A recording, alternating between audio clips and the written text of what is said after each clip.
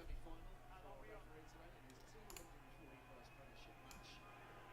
And what a belter it should be. It would be a first final, first stab at the title for Bristol, just 3 seasons after winning promotion to the Premiership. As we know, they played out on Friday here in March.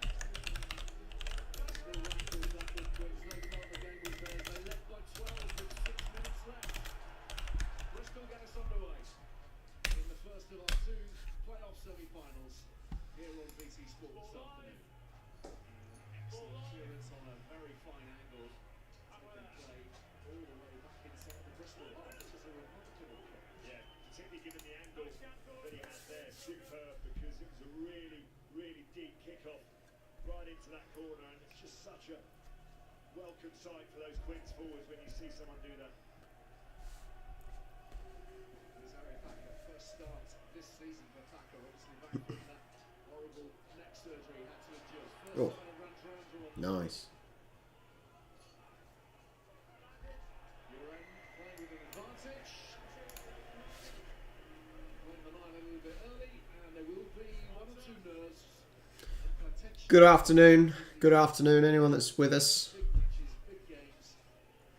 Just a little bit of over-exuberance at times. Yes, it's a frustration for Harlequins because they did absolutely what they needed to do there. They isolated Randrandra, and he was on his own, and for a minute there they had the opportunity to counter-ruck. Let's have another look at this. It comes through. This is a move that we see Bristol use a lot. Randrandra well tackled by Tapuai, and then look, that is on them to counter-ruck, but they just played the scrum off too early.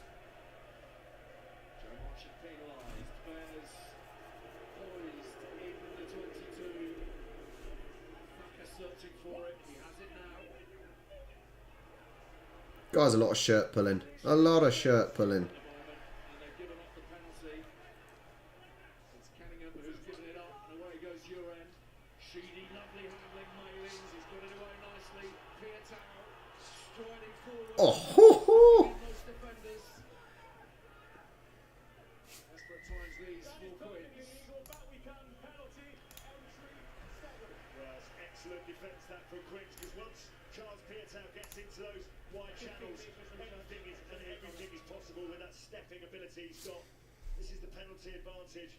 It's Cunningham, isn't it, that comes in just to the side, and that's what Wayne Barnes, the referee, was playing. But I'll tell you what, having seen that man ball in hand, this is a really, really good defensive set from Quins. Oh. Meaty. Meaty. Right start. And good to see you already. We're seeing the rock stars ball in. Well, yeah. It depends who wants to watch rugby, really, doesn't it? That's the thing.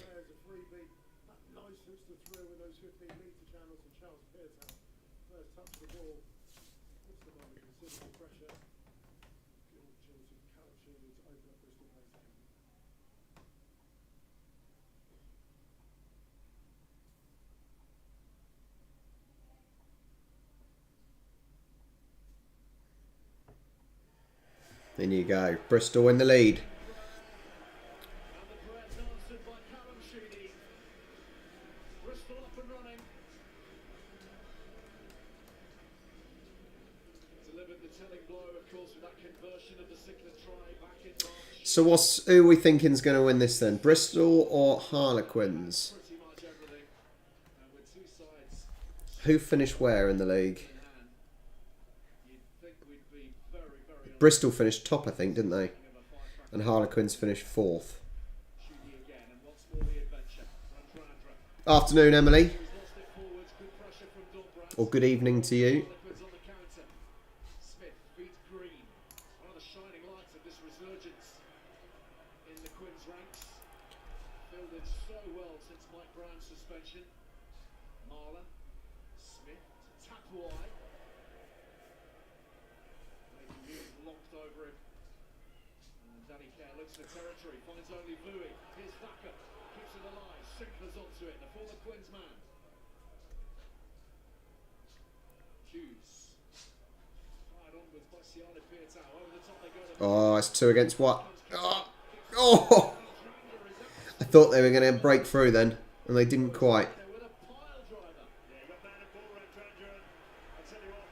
Let him out. Let him out.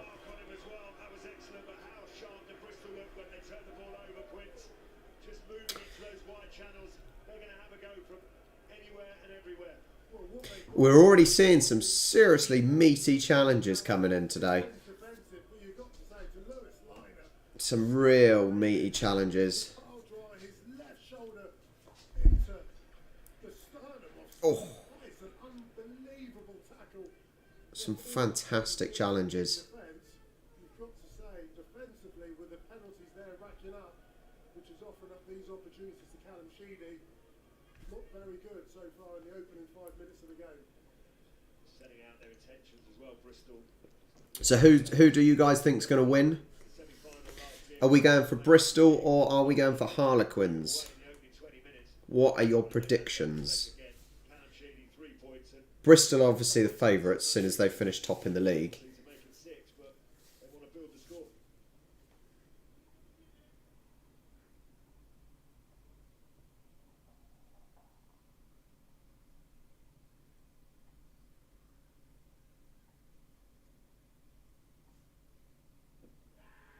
Nice. Good kick. 6-0 just from kicks. Yes. Good, Emily. I'm pretty good. Pretty good. An afternoon of rugby. I see the playoffs are on today, so I thought, right, let's get both games on. I've got nothing better to do. So we've got, obviously, this game, Bristol Harlequins, and then Exeter versus Sale. So a nice relaxed afternoon watching rugby.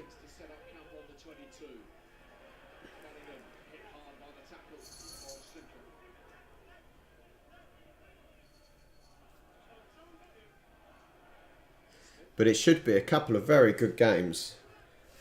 It should be some very good games. The turnover has been affected.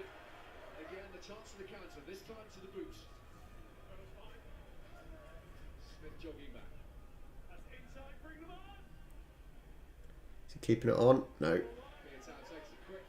Euron is there. Looking to work that 5-metre channel. Pietau dancing around Don Brandon. Straightening beautifully. Extraordinary work from Pietau. 2 men to his left. Here's Randrandra. And in goes Oh, try. Bristol, what a good start for Bristol. Great start for Bristol. Really show of force early on. I don't mind who wins either. I'm a neutral. As I'm now a London Irish fan, London Irish are not in the top 4, so I will be supporting whoever plays well.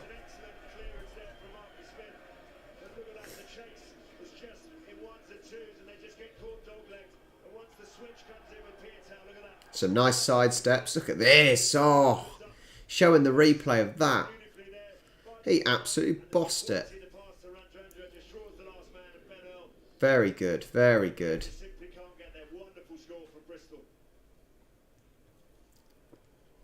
I can show the game. I am showing the game. How many times he looks to his left and his right, scanning the whole time, thinking of the best pass.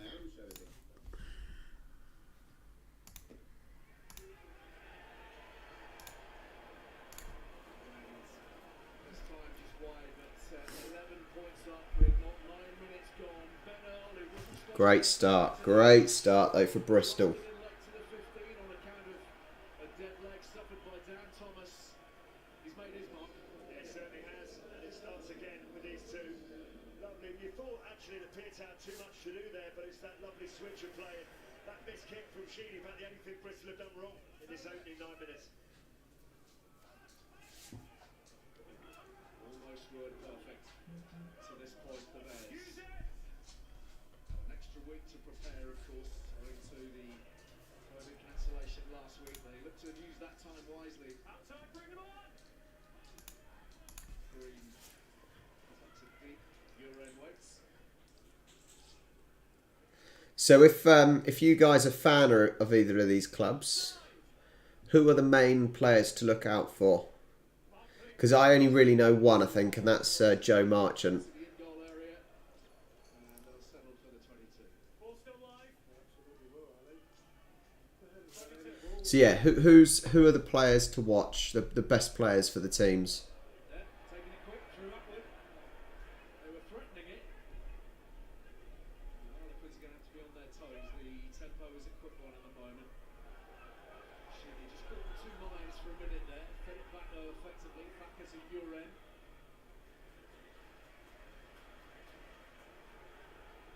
Green. Took over the head there. Touch too far. Uren is there, and so too is Charles Pietau. Smuggles it away effectively. Sheedy, Thacker, Earl. And it's been dislodged. Swallowed up by Care. Queens have it. Just Bristol are dominating. Even now when they haven't got the ball, they're shutting the Quins down. They're not giving them anything. Via Kyle Simpler's face. They're doing such a good job in the first 10, 11 minutes. Matchup to keep an eye on this afternoon.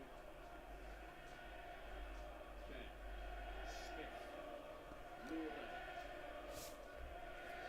Smith. Lurden. Radradra? Go on! He's not going to beat him, is he? He's not going to beat him. Oh, go on! Oh, he's turned it! Oh. Almost got through. Inside the 22. Rundradra plays 9. Hey, Gareth. Sally Pietau attacking the line. Ben Earl similarly. Nathan Hughes. Oh, pass the ball! Malins is waiting. What is going on? What is going on with the Quins? And Max Malins has Bristol second. They have come. Unbelievable.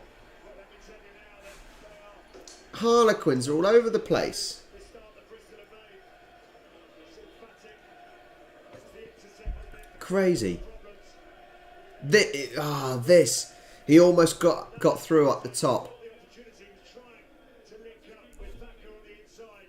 And you thought that the quick scramble had been- Fantastic. Oh, But once Rundradra steps in at scrum half, Randrandra. they see the space. Randrandra. From coast to coast. They split Fantastic. wide, really nice hands. And I tell you what, this is really intelligent play because Nathan Hughes draws in both Green and Lewis Liner, and Malins goes exactly back to where the defence. Can he score? Can he get the conversion? Oh no. Not quite enough bend on. No, not enough bend. They're going along pretty nicely as it stands. 16 points up. It's been a lightning quick start, hasn't it, for Bristol? It certainly seems that Bristol have come out of the traps very quickly. And energised. Harlequins just don't know what to do. They just don't know what to do. It almost seems like a bit of a shock. Shell-shocked at right now. 7 tries in the Premiership now for Max Malins in his last 7. Limited appearances, of course, on account of England duty. Nathan Hughes with the restart.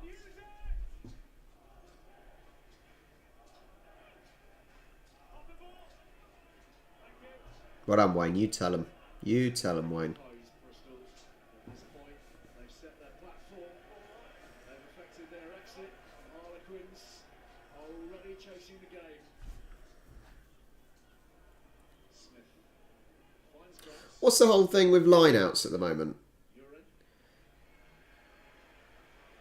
Taking play beyond halfway. I didn't realise they were allowed to take in Union. I didn't think they were allowed. I didn't realise they were allowed to take quick. With the start that this side have made, that emphasis on that fast start would have been there. Yeah, I didn't realise in Union you're allowed to take a quick throw back in. Final last season just blown them off the park. Certainly off the scoreboard in the opening 14 minutes. If that's the case, Gareth, then yeah, maybe Harlequins are in big trouble. Very little of note for them to get their Because if that's what they normally rely on, in this opening quarter of an hour. Nice catch. Great catch. And he's progressed 5 yards. Classy player, isn't he, Lawrence? He just seems to have so much time on the ball. So he took that kick really, really well. And how about that for a kick? Finding space. Morris flings it infield. A little bit frenetic. Green. Come on, Quins. Can we have a fight back? Don't care. Searching out the grass between Pietau and Uren. I thought they'll be very wary of. Well, Gareth, it was just the case of. So I assume you don't have. You don't have to play. You don't have to play a line out. Really strong acceleration. I don't know. Am I wrong? Almost made it to halfway. What did you miss, Dieter? You missed not a lot really, apart from Harlequins have literally crumbled in the first 11 minutes. The Bears are not hanging around. They're not. They don't want Harlequins to settle because at the moment everything has been playing at Bristol Bears' own tempo. They're dominating physicality. They are pulling the strings as to where they want to play to the width, sucking numbers in through the middle of the park. And I think Callum Sheedy's kicking game as well today has been very, very good. Well, it's a coaching point as well, because if we look back to March when these two sides played each other down here, the care, Smith axis and the control of the game with that kicking game really kept Bristol pinned down. They talked about it, they said, look, if they do that again, we've got to take every quick line out throw on offer. Yeah, you've got a big meter that, Joe. Barely time to draw breath. Ball has been stolen by Atwood. Bristol have it, will win. Not supporting his body weight. Bristol are doing so well. So well. They're rock solid, but it's coming under pressure and they just need to settle themselves here, because this game is not quite gone yet, but they're giving themselves a Got you, Gareth. Cheers, mate. Dave Atwood gets himself up. I was just thinking, because normally, obviously, a team will try and kick it into touch as obviously as far down as they can to have the line out. So I was just intrigued why they were taking quick throws. And obviously it makes sense for the defending team to then get the ball and take a quick throw. The red zone at the moment is just off the charts. 4.3 points per visit, and they find themselves back into that red zone now.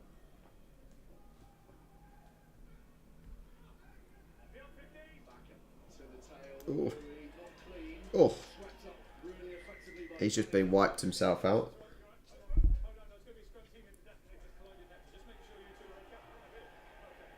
Yeah, if you can speed the game up, that's what you want. You don't necessarily want the ball going dead every 5 seconds. Well done to him for doing that. Just checking on both players. They've banged heads as they went in for that. Hi, Rodri. Yeah, I've just finished. Well, I finished coaching football to kids, and then I thought I've got nothing else to do today. Watch some rugby. 2 games of rugby.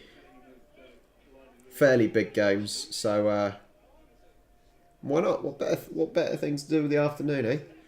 Will Evans' injury allowing for a wonderful opportunity for Jack Cunningham, aged just 21. This quick scrum has been Has the referee for the playoff finals been chosen yet?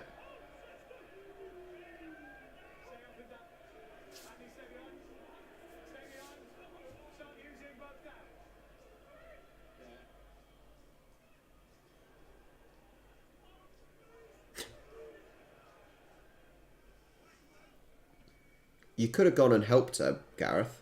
Unbelievable. At least you could have helped her with paying. Fast. Good tackle, have an onside position. It's made its way to Sheedy.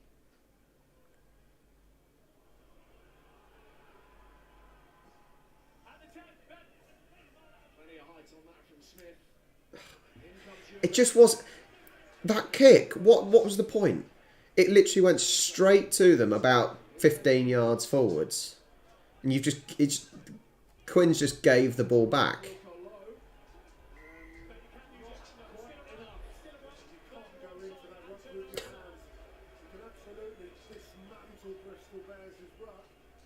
with just sheer physicality, which is what they initially The Harlequins just gave the ball back to him. It's just silly play, I think. Silly play. It's another unnecessary penalty. This is Wilco alone going through. Absolutely fine, man. Wins that battle. See Danny Gare's right hand just there. Still a rush. Yeah, that was a scrum half, desperate to get his hands on it and desperate not to have to get involved in the nasty business. So the operative word is slightly desperate. Whereas quarter of the way through this match, I'm on you have to 20 minutes. but you want those 50-50s to land your way. But as we saw just there, 5 penalties to 0, 62% possession 20 minutes and 13 seconds. at the right end of the pitch again. Anxious moments for the bevy of coaches that have dragged Quins to this point. Nearly slipped. Go on, go on. Oh! Intercept from Moore. Interception. No, nothing. Pulled his hamstring. He certainly injured himself just as he went through and kicked that away. Sheedy to Malins. Good numbers up in the front line defensively there for Quins, but Malins has gone away. Takes Dombrand to bring him down. Oh, beautiful passing again. Skipping forwards. He's got good support. He hasn't got enough. He hasn't got enough next to him. Really good play again by Bristol. Quick ball for Bristol here. Oh, he's just been wiped out. Come on, you've got to. Why have you just turned inside? Oh. Go on, push, push, push, push, push. To cling on to possession there. Marla, back off, Marla. Friends were very nearly onto it. That's gone forwards from Dombrand. Harlequins will take a breath, but my goodness me. The last passage of play. Jesus, this is a brilliant game. Very good game. It's hard to defend when the ball is just so quick. Look how they keep the ball alive. Kenningham, great tackle. Such a good game. Race cut short here. Look at the way they manipulate defenders, whether it's the timing of the pass, keeping it alive, or just running direct and getting quick ball. That is stressing Harlequins' defence just because they can't get back on side and get off the line to put pressure. Alex Dombrand bails them out with an intercept, but further issues to add to not just the scoreline. Aaron Morris here doesn't look too comfortable there, does he? When he intercepted that and put boots of ball, something goes there. Who goes it? Is it a calf? Is it a hamstring? Might be an Achilles actually. Exploited his wing really well. The one thing you need when you're playing against the Bears, you play such a high intensity and tempo. You need to be able to put miles on the clock. And sad for Aaron Morris as he's coming off. He's been in sparkling form despite his injury woes. But look, Northmore, he's coming onto the pitch. You'd imagine he'll go into centre and Joe Marchant will end up on the left wing. Well, great shame for Aaron Morris, who's had his own problems with injuries, not just this season, but last. He spent 3 months out of the game with concussion issues earlier in this campaign. But you're right, you go in Luke Northmore. They've got a more than able deputy,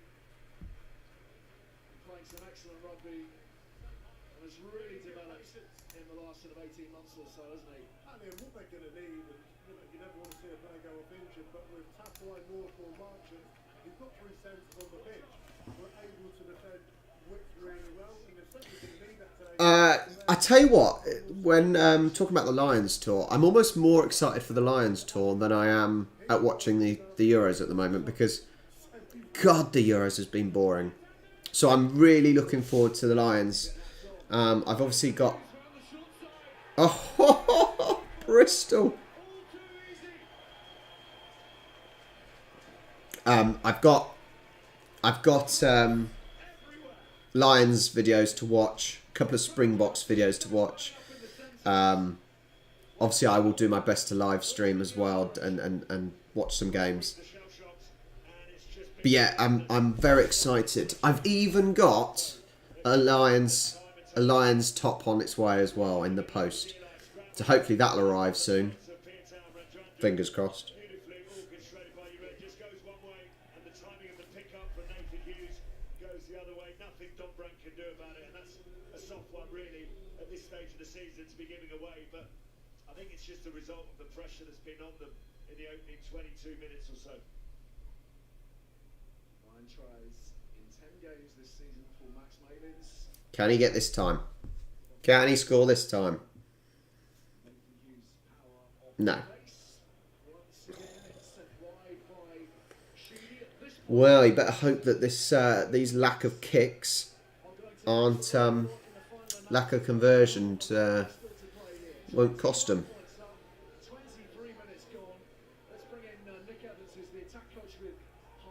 First game live on Channel 4. I need to look at the schedule, really. Yeah, I need to look at the schedule for it. Finding ourselves at the moment, we're giving away the ball too easily. They're beating us in the transition. They're winning the first 10 seconds after transition, and we're kind of battling the referee as well. I think the penalty count might be 6-0. So look, we just need to get ourselves and work ourselves back into the game. We need a bit of territory, but the old school foundations of rugby. Hold on to the ball for a few phases, get a bit more direct, and just start building our way back into this game. Easier said than done, quite obviously. You've got this raucous crowd, it's a big day, isn't it? Everyone's been building to this moment. Are you comfortable you've got the necessary clarity out there in terms of the decision makers to affect this reset? Yeah, of course. I think we've shown this year that we can come back and we can score points. Sit down. That's something we're going to need to do. Look, they're defending really, really well.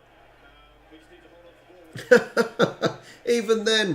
even then, they had the ball easily, and they've just given it away. Decision making, mate. You've got to make good decision based on the scenario that's in front of you. We've made a big emphasis during the week that we need to target breakdowns. They're very Oh man, in terms of where they need to be, and drills that into them, so they do provide opportunities. Harlequins are all over the place. Into the breakdown, then you're going to leave space elsewhere. So we need to make better decisions, especially defensively.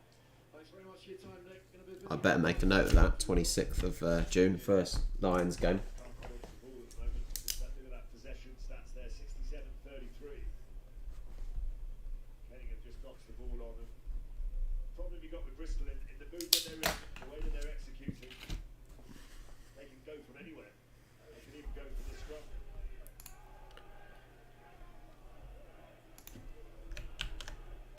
You're in from the base. Pietau. Making terrific ground every time he's on the ball. Ball's been stolen on the ground by Liner, but he was off his feet as he did it. With an arrow which we just obviously Brad, how you doing, man? Yeah, very good. Enjoying an afternoon of rugby. This one is just Bristol are destroying Harlequins. Harlequins don't know what to do. But yes, otherwise very good, very good. Hope you're doing well as well, mate. 3 tries in 25 minutes. Harlequins have only made 12 carries. That's the team that is born out of attack.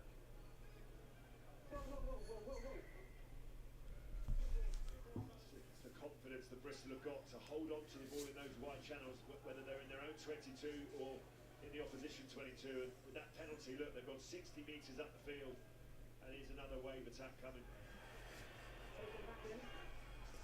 Under pressure, did very well. Good throw, to be fair. Good pass.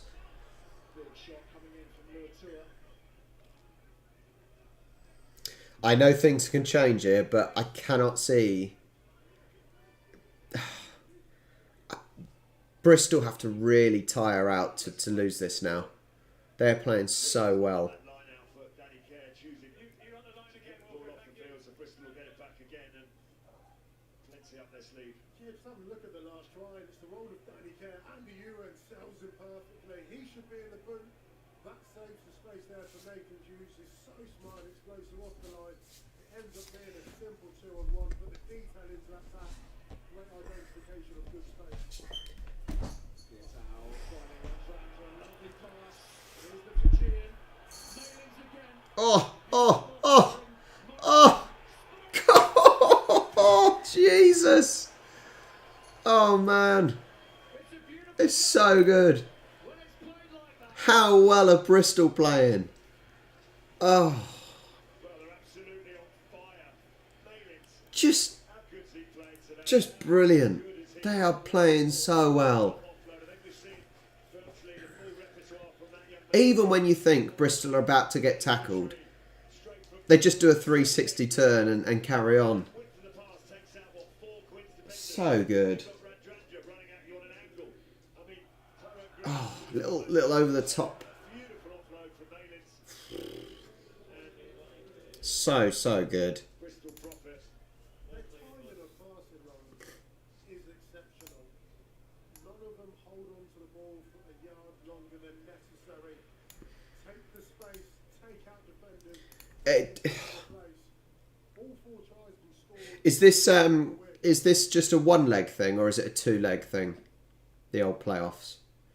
Because obviously in the football playoffs, in like the championship and things, it's normally a 2-leg. There we go. We got it from the other side. 28-0.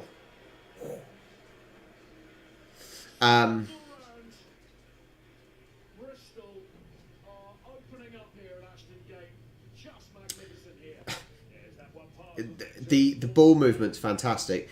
And actually, what I think Bristol are doing well, it's they're knowing when to offload it and when to keep hold of it. Oh no, boys, chill out, boys. The emotions running high after such an eventful first half hour. We got a bit of handbags, a couple of shoving.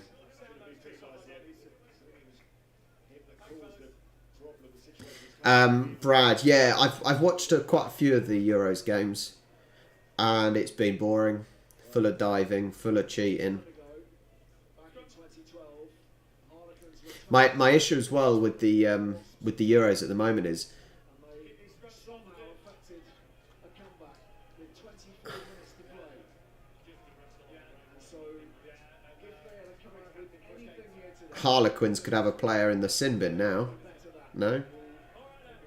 The problem with the Euros is at the moment is they would mention it yesterday during the England-Scotland game. They were saying how, UEFA are trying to crack down on diving and whatnot, so that they're trying to get the referees to book players that dive. Well, in yesterday's Scotland game, the referee booked the Scottish player, but then didn't book Raheem Sterling later on when he tried going down for a penalty. So there's no consistency, sadly.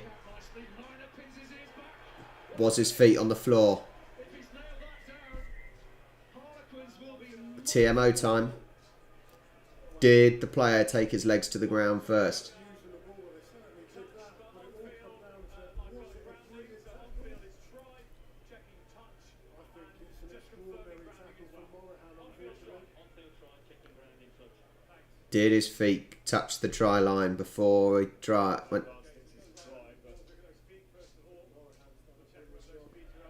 It's no try. Surely it's no try, is it? It's no try. total commitment, God. nothing left out there. Lewis Liner denies. Harlequins remain frustrated. Well, great tackle again. Great tackle. There are opportunities out there for Quins. Have to hang on to that. Okay, now hold up Concept, back foot. back foot. Use it. Just at the moment, they are on the end of a pounding. Louis under pressure. Can the Quins get this ball back? Can they get the ball back? You would assume Bristol are gonna kick it out. Bang. Buying himself a little bit of extra space. That's clever. Yeah, it's certainly only a little bit of space. No Quins. Slow him down, Dixie. Slow him down. Just for all their wonderful attacking prowess, Quins. There's been that vulnerability all season with their defence. Oh no, they're giving it away. Giving it away. They've invited pressure on again. Enjoying a little bit of territory for the moment. Marla. They can get the territory, but if they don't, Goes into beyond Sickler, but Harlequins have a penalty. Quinn's got the penalty. Get him off the ball, Alex. That's a penalty. They've got to score now, Ali. Tackle off the ball. Essential, isn't it? The throughout that play, you know. Quins need to make the most of this last 20 yards. Carry the ball in two hands, makes it tough for Charlie Boyd, takes that long grab, but decision making is made for Quins. 31 minutes where you've had to defend and have 4 desperate conversations under your sticks from conceding. Now, centre field scrum, got to score. Also, first real opportunity. And been thwarted by the Morahan tackle in that right-hand corner. Got back set up both sides of the field. Need the solid platform. They've got to Crouch. take advantage of this field position. Hesitate to say this at 32 minutes on the clock, but it feels like do or die time. Oh, they're grounded. They're playing advantage. Future will look like Bonk. the remainder of this match. Don Brandt for Quins.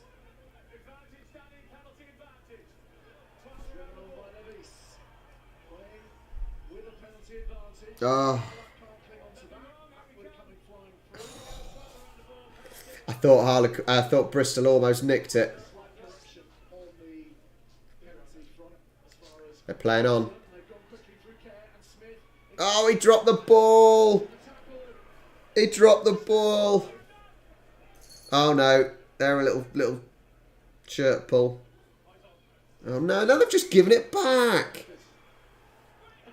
was advantage, wasn't it, for the knock-on, and when you're full of confidence, you can do things like that, can't you? It's almost taking the mickey out of your opponent, really, paying them no respect at all, but why not? They're in that mood, Bristol.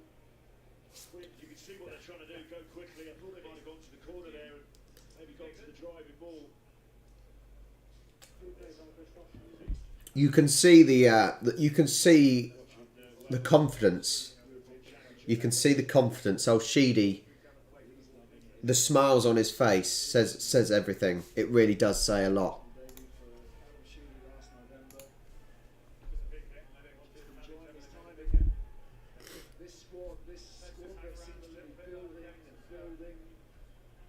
Hey, T.A. Kirk. Pretty extraordinary, really. Granted, they've got a fairly chunky checkbook behind them. Oh, Quins have got to do something. They've got to do something. Especially just before half time, just to give them a little bit of fight. Tribute Pat Lam and him coming into the club, really turning his career around. She was let go by Bristol, went out. Emily, in what sense? In what? Bristol realised the quality of the player that they've got and been nothing but In what sense, Emily? Do you mean what thoughts would you like about Christian Eriksen? everything that's good about this Bears side. And Gareth, that was a really late response to my question. I asked that ages ago. Under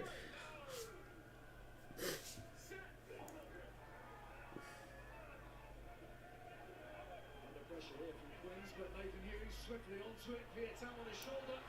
Has he got the speed? No. Kick it.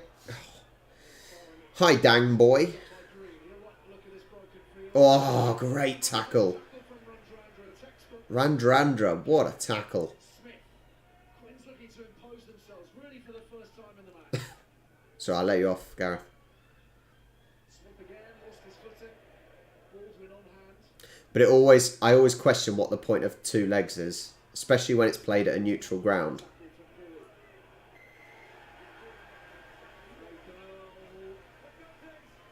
Excellent in the jackal.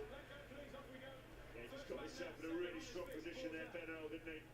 And Marchant almost did too well with the carry, got himself isolated because he slipped a couple of Bristol defenders.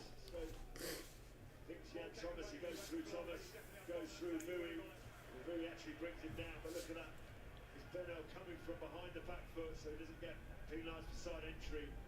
Not too much knee support on Marchant. And how about this, the playmaker balance? Well, I mean, Quins have hardly had any play, so not much balance. He's completely imbalanced. 2 metres, please. And once again, they're on defensive detail as Bristol come forward. Go on. Pietau, his 50th Premiership start, potentially his last game at Ashton Gate. It was very good. Very good today. Yeah, not bad. Not bad. Well, it's only 2 o'clock, but coached some kids football earlier, and now enjoying the afternoon, watching a couple of games of rugby, which is not something I would have thought I would have been saying even half a year ago. Oh.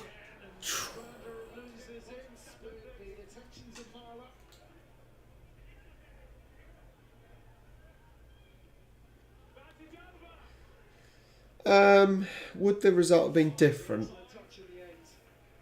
Possibly. I didn't expect Finland to beat Denmark. I think Denmark are a stronger team, and maybe emotions got the better of Denmark.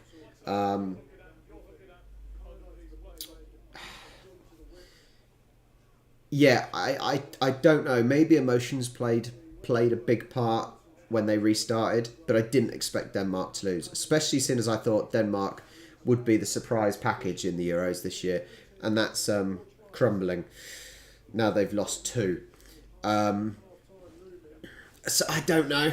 Possibly, but it was interesting because there wasn't really any time to play it at a later date, to be honest, because the matches are so crammed in. And actually, both teams agreed to play.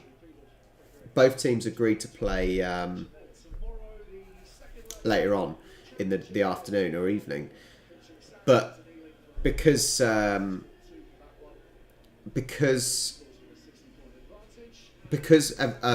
lost, Kasper Schmeichel went and said on a video how they shouldn't have played.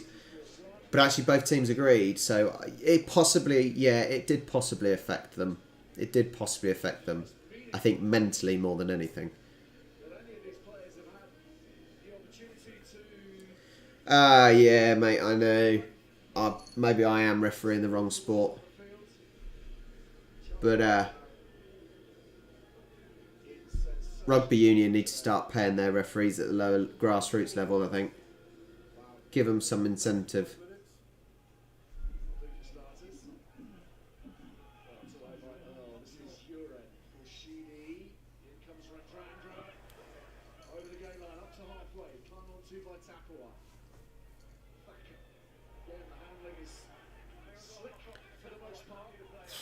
Gareth, you are right, my friend. You are right.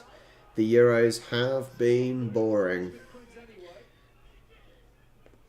It was funny as well, talk about the Euros then, that yesterday's game, the commentator, I can't remember what his name is now, the commentator was saying how, this could be the first match some young children watch. Oh, Jesus. Doesn't set a good example, does it really? How boring it was. From now watching rugby and watching Aussie rules, football just pales in comparison with the excitement. It is so dull compared to AFL and rugby. It's ridiculous.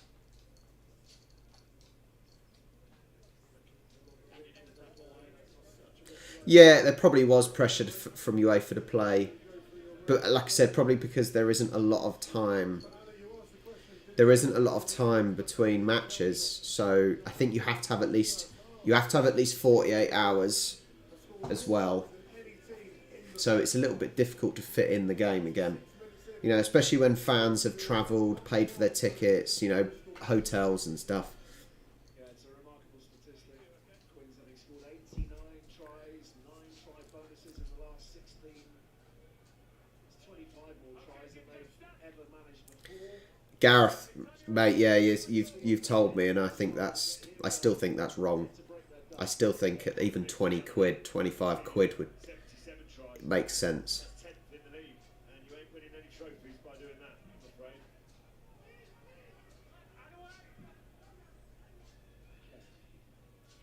Oh, can't even catch the ball.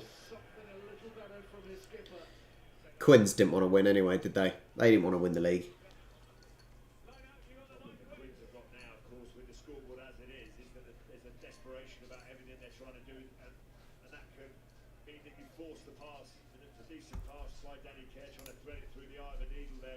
every time they get the ball, they feel like they've got to make something happen, and that almost plays into the defensive trap set by Bristol. Davies making amends by this carry.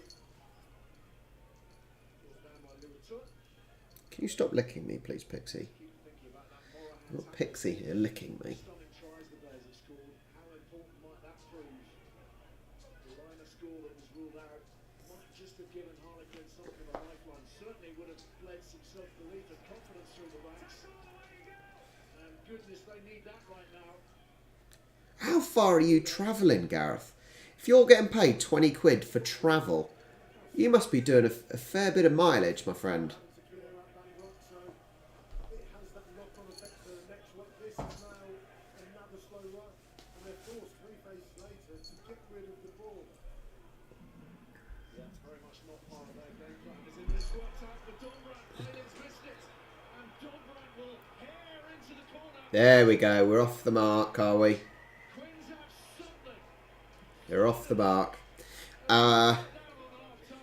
Brad, this is the playoffs. So I think In this open basically it's the playoffs to see who wins. It's a little bit like just a tiny AFL, I think, in the fact that the top teams then have to play off to decide who wins.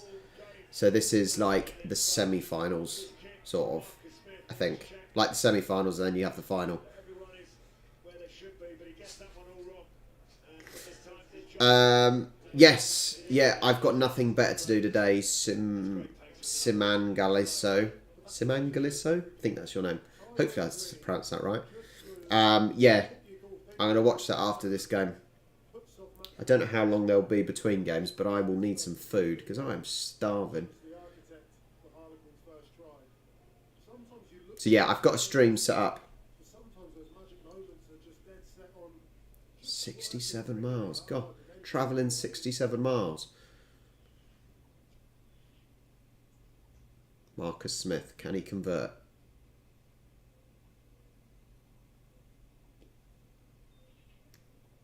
No. Oh. You almost need a left footer for that. points to 5. There will be time for Yeah, you almost need the opposite foot to kick. There it is again, and didn't need tap wide, does it all himself. Maynard's desperately trying to catch him, but as I said, it's something positive to. Can you not put your claws in me? Go in at half time, clock's in the red, so the next stoppage will be it.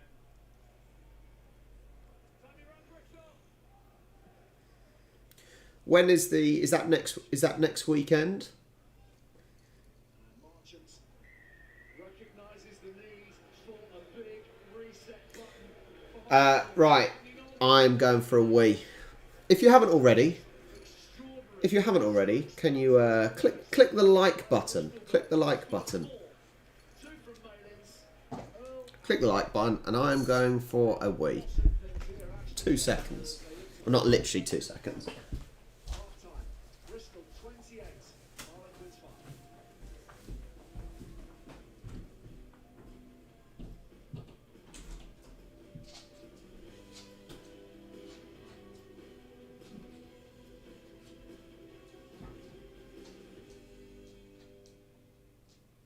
This is beautiful flowing rugby.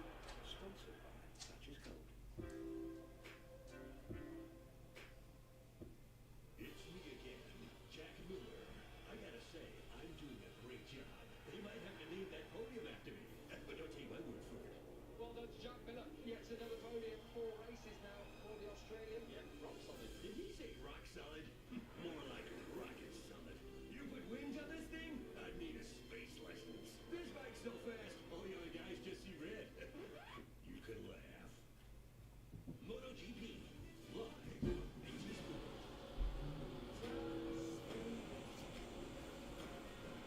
More choice than any other supermarket.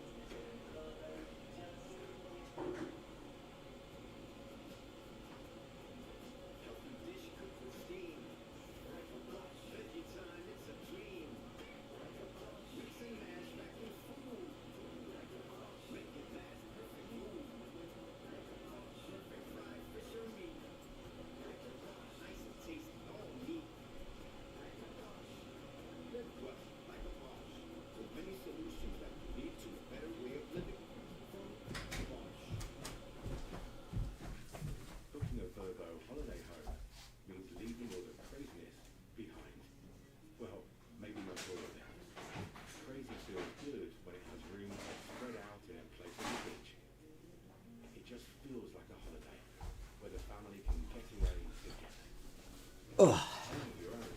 Let me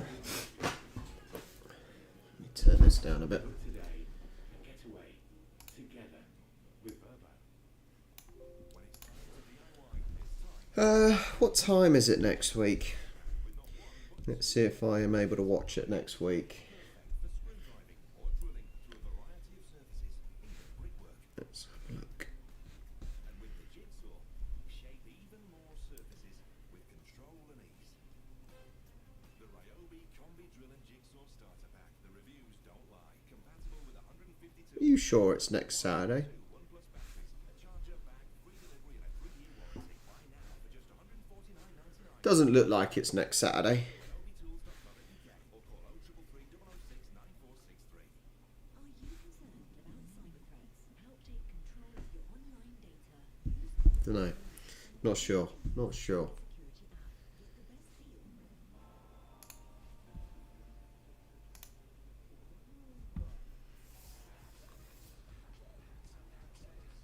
app with the best deal. Got a chip? Book a repair in just a few minutes. Done before your program starts. Enter your reg, tell us where, select your date and time, and we make your windscreen strong again. A vehicle repair could be as little as a tenner, and sometimes even free. Book online at autoglass.co.uk. Autoglass repair, autoglass replace. You have a dog. He's great. He's called Gary, but he could get fleas. So you flea him. It's easy, but it's also easy to forget. So you get the flea remover, and the beer. Then you get Well, so Harlequins Harlequins have shown a little bit of life at the end of that first half. Is it enough? I don't think they really even deserve to have 5 points, to be honest. They have been so poor, I think. From my minimal rugby knowledge, Harlequins have been suppressed and Bristol have just overwhelmed them. Getting every challenge, some lovely ball play. Knowing, like I said, Bristol have been able to know when to pass and when to keep the ball very well.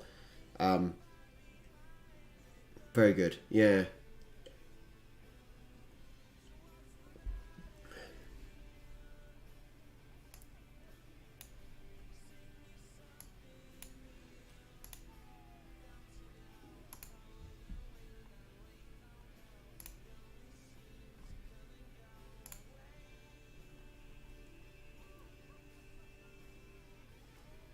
For the ups, the downs, and everything in between.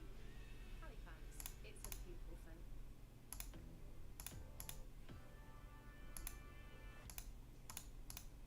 Time for the second half.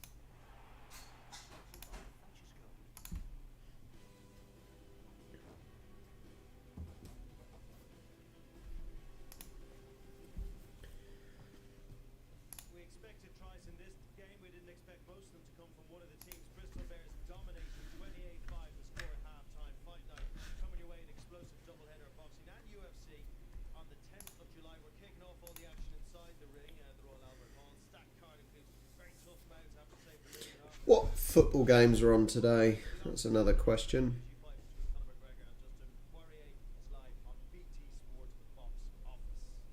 And it looks like a battle of a heavyweight against a lightweight here at Ashley Gate at the moment. 4 tries for the Bristol Bears against What football's on today? Euros. Hungary versus France at the moment. And then Portugal versus Germany at 5. And Spain versus Poland at 8. Any predictions for the football then, guys?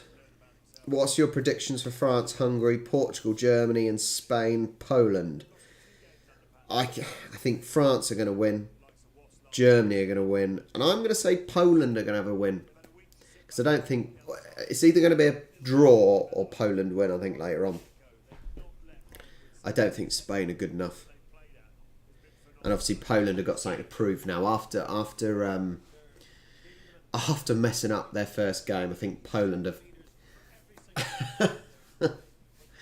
Emily, you need to start learning about actual football rather than just handball.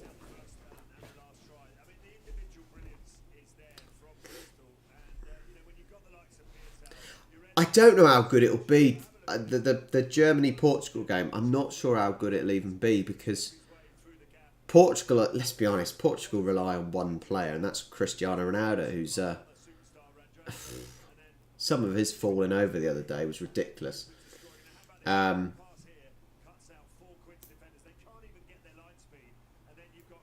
Yeah, and did Germany show much against France? Surprisingly not. Surprisingly not. But really, it's interesting who in that group is going to end up playing England, or who will we have to play? That's the interesting one, I think. And we should finish top of the group, but who knows? Who knows with how England play? It's yeah.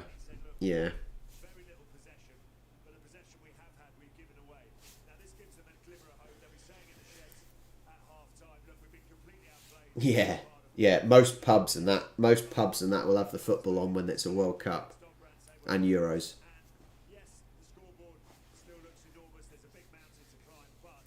TV in England and UK, TV in the UK gets absolutely obliterated, and every TV programming gets ruined when the football's on for the big tournaments. Don't quite get the same when it's rugby, I don't think. Anything can happen in the Gallagher Premiership. Harlequins down, perhaps not beaten. Second half live from Match the Game in this first of our two semi-finals is coming your way after this short break.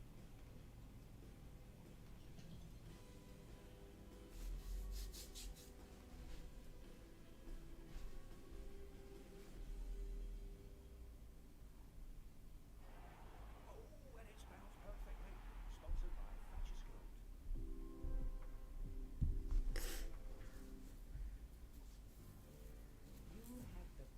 No.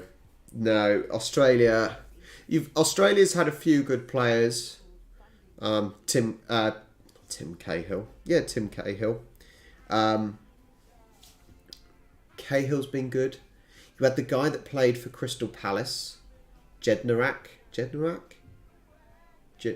something. You had him as well. He was okay, but the problem is, at the end of the day, if you're not a country that football is one of your main sports, then you're not going to be producing those players. And the only good thing for Australia is your tournament is Australasia, and they're not very good, a lot of the teams. So you always stand a chance. You always stand a chance of getting into the World Cup finals. But yeah, who knows? Hi, I'm Jerry, and I'm Katie, and this is the Ninja Foodie Dual Zone. Today we're cooking fish and chips, virtually fat-free in 20 minutes. I've added the cod to this straw and home to the oven. Hey, don't start barking.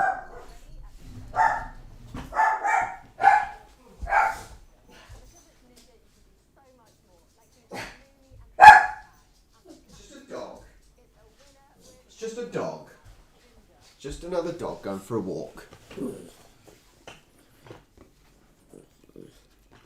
Well, that's what we were thinking about Scotland. We were thinking Scotland would be out of the Euros by now, but they've still got one game to try. Stop it.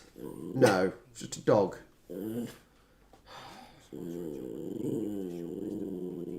Hey. Stop it. Yeah, I was close. You're not going to bark.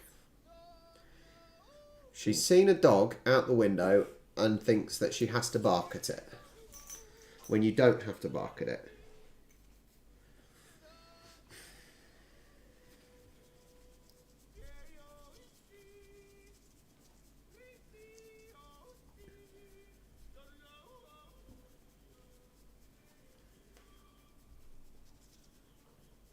I don't have a clue who any of them are. Introducing group ordering, only on our app. We got this. Is the only South African referee I know, Rasta, doing any of the games? As in any of the pre-test match games?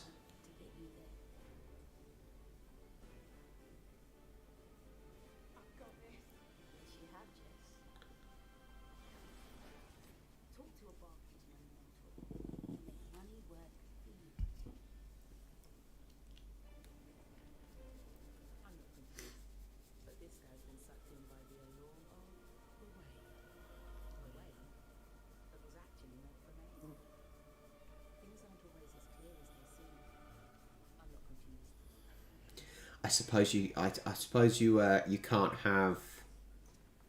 I suppose you can't have a South African or a British referee doing the games, which seems a bit of a shame for them. We don't want any bias, do we?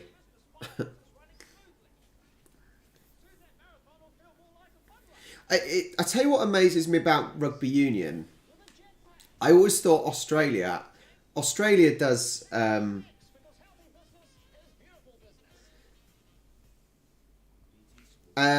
Depends. It depends if I'm. If I can, then yes, I will. If I can and I'm in and I'm at home, then yeah, I will. I'll put it on my Discord and I can stream it.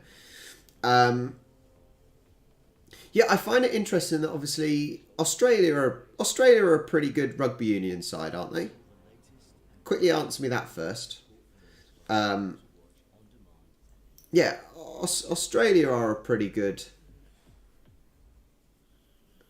rugby union side, right? But what I find, yeah, they are. But isn't it interesting that rugby union is only like Australia's third sport? But Australia, but on the grand scheme of things, they're okay. They're not dreadful, are they? Australia? They're not the worst team. They still compete.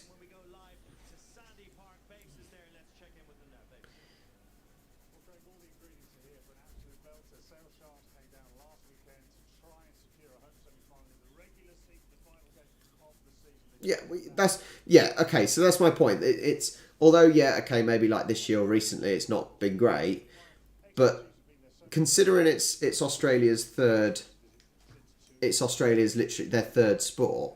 Rugby union is more rugby league is more popular than union.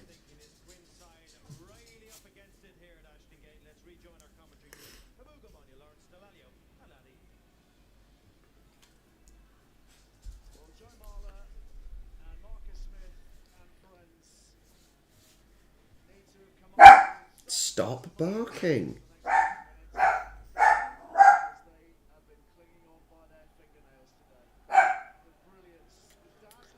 I don't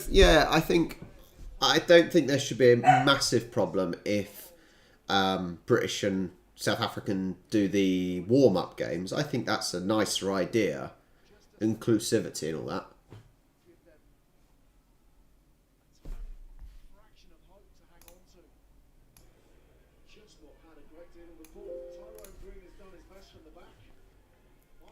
But as I said, I'm certainly excited. I'm excited about the Irish and Lions, British and Irish Lions tour for sure.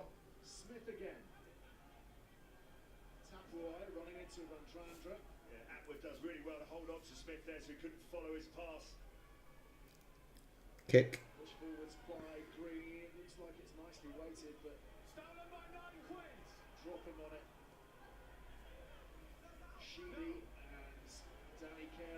Worked it back for Harlequins. Clever work from Kenningham, staying on his feet. Do you think the Quins can bring this back? They're starting the second half more positively, for sure. Harlequins as we've come to know them this season. Smith struggling to turn and feed the ball back. Taking the penalty, taken quickly by Kerr. Pops it onwards to Northmore. Within range of the try line. Green! They're back in the game. They're back in the game. They needed something fast in their second half. They have just that. The mansion is still a big one, but Tyrone Green has given them hope. Well, everything that they didn't have in that first half, they've suddenly got hold of possession, and then a lovely little break from Smith to Dombrandt. How many times have we said that this season? Your big players need to step up, and they certainly have at the beginning of this second half. What is Bledisloe? Anyone want to explain what Bledisloe is? Because I have no idea what that is. It's criminal to allow Danny Kerr to take a quick tap from 5 metres away. Of course, I know this it's illegal, but you cannot allow him to have that ball. That's the conversion there from Marcus Smith. Okay, For the I first see. time, they're able to get some quick balls I think sometimes, so into the game. during the football yesterday, the commentators were like, "Oh, Scotland and England used to play each other every year. Oh, we need to bring it back." I'm thinking, no, we don't. One, it was a boring game, but sometimes it's not great to have the same team playing each other every year, like you're saying for Australia and New Zealand. Sometimes you can overdo the rivalry, and yeah, so I think at least with the Lions tour, it's a different country each time. But sometimes playing your rivals less often makes it more special to play your rivals. It's if I link this to football, because that's what I know, and if I link it to Southampton versus Portsmouth. Now, at least, yes, I would love to play Southampton play Portsmouth more often, but actually, by not playing them very often, it's so much more special and exciting. Playing each other only a handful of times every few years is much better.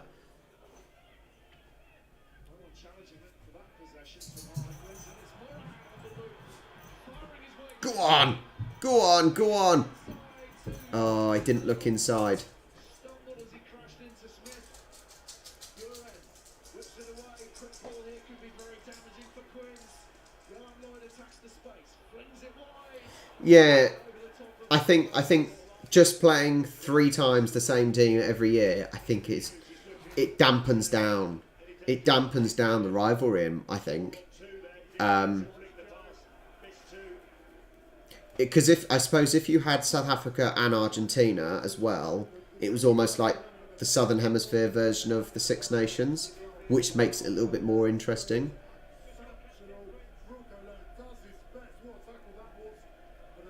But yeah, I could certainly see it, Australia versus New Zealand getting very boring after a while. Bristol haven't had a positive output from their attack. Something which was just so decisive and so clinical in the first half. You kind of feel that with the game breaking up, it might suit Harlequins, a little bit of chaos. Let it be in a slightly bit frantic, trying to break the game up. Can be your line out, Steph, okay? Yeah, wouldn't disagree with that.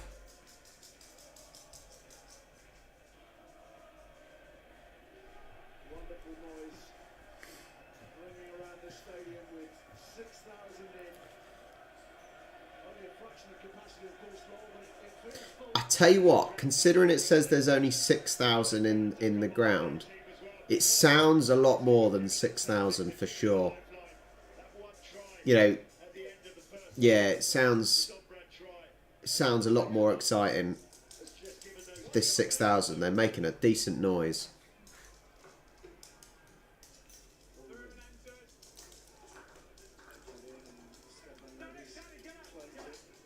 Yeah. I'm watching. I've got scheduled to watch the State of Origin game next week, which is the second of the 3 tests. But from what I hear, so I think AFL originally did the State of Origin, and then obviously Rugby League over there, National Rugby League, took it up. I hear doing the State of Origin for Rugby League is a little bit more like impressing the country selectors, whereas obviously with AFL there's no one really to impress. Allowing Harlequins to settle at any point. Your end to Leslie and still on his feet. Tackle on the way to go, Steph. There you go. Great work, mate. Thank you.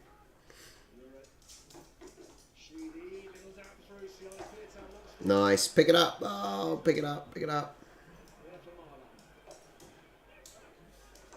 Not that old Peartown, but over now that Danny Kerr's put boots of ball.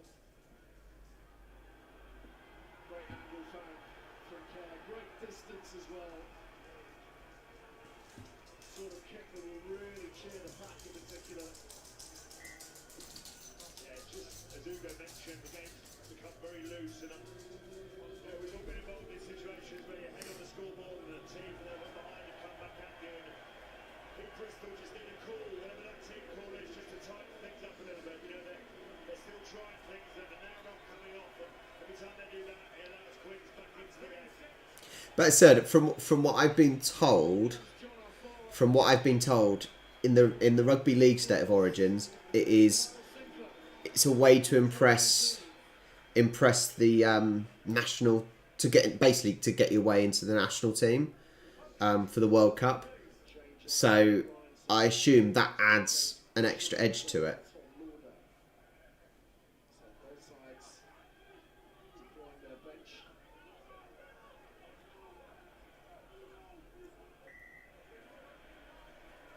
Rolling here, Quins. Well, I don't know how he could get away actually there. I've got no idea because Luckily the second State of Origin game is at a sensible time. It's because last obviously being in Australia, the first match was on a Wednesday, and obviously it's a Wednesday morning, people work, whereas next Saturday or Sunday? Whatever day it is, 27th, isn't it? I think Sunday. I think it's like 11 o'clock here. Lucy Rosie Togola. It is 28-12. If you look, it says right there. It says right there. Look, I'm so good. I put a scoreboard on for you.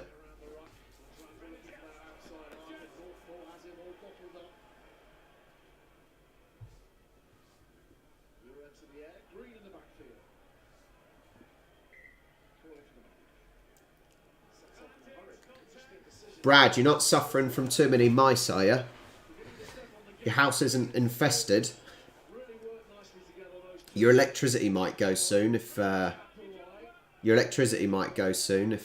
get some mice chewing your wires. good toss from Quins. You've got to say they're growing into this, back into this game, should I say. And the likes of Green with this little tap and go. And it's the reaction of Lucy, if you'd like to watch the game, join the Discord and the game is showing on there if you want to watch it. But there certainly will be some special things happening there in the future.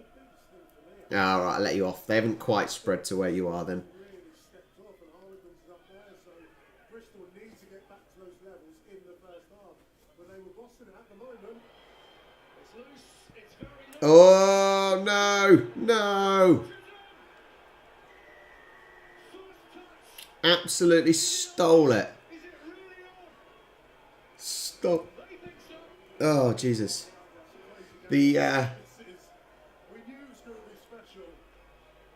And in the first half, it was special for the oh, God, Emily, you suffering from mice? Have you had any in your property yet? In your house? after being 28 nil.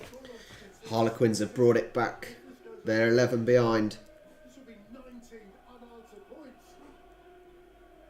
Not to know what they're saying in that huddle right now. Extraordinary. Absolutely extraordinary. Absolutely extraordinary. Can he kick? Through this one for Marcus. Yep. 28-19. There is an altogether different feel about Ashton God. right now. Well, those Quins fans. Oh, man. Well, sorry to hear that, Emily. I absolutely hate mice. And I feel really, really sorry for you. I feel really, really sorry for you. Because it looks dreadful. All guns blazing. Look what it means to the players. And Bristol just got to tighten up, Hugo. Oh, the mental application's not here. You need, Emily, you need lots of anticoagulants for their little mice to eat. But it's not just mentally. Physically, there's 15 Bristol Bears on the pitch. But mentally, they've lost their heads. And they have lost it for the last 10 minutes. Hands in the air from Callum Sheedy. Just one of those little moments that is indicative of a wider momentum shift. Right, you can't see the faces of the Bristol coaching staff because of the mask they've got on, but I wouldn't say all is terribly calm down there. They need to get those messages on. Look at that. Are Bristol going to start panicking? As you'd expect, completely Are they going to panic? Second half, it's been a quite dramatic change in form. Well, we mentioned it. There's been some extraordinary comebacks in the last few weeks in the Gallagher Premiership. Chiefs back from 18 down in the Gardens, Wasps back from 23 down against London Irish. It is possible. This Queen's team can score fast. You know that. The problem with cats, though, Emily, is, well, especially with my little shitbags, the problem is the cats just bring them in. They bring them in as a little present. Or especially ours do. Bloody disgusting mice. Just putting the ball in behind, not else on because of that strike. Just does the sensible thing. Just looking at this last try, what is the desperation? There's bodies around it. Get after this ball. For the hungriest guys, Chisholm. Hungry winning. Christ. That hunger in the second half has been the difference.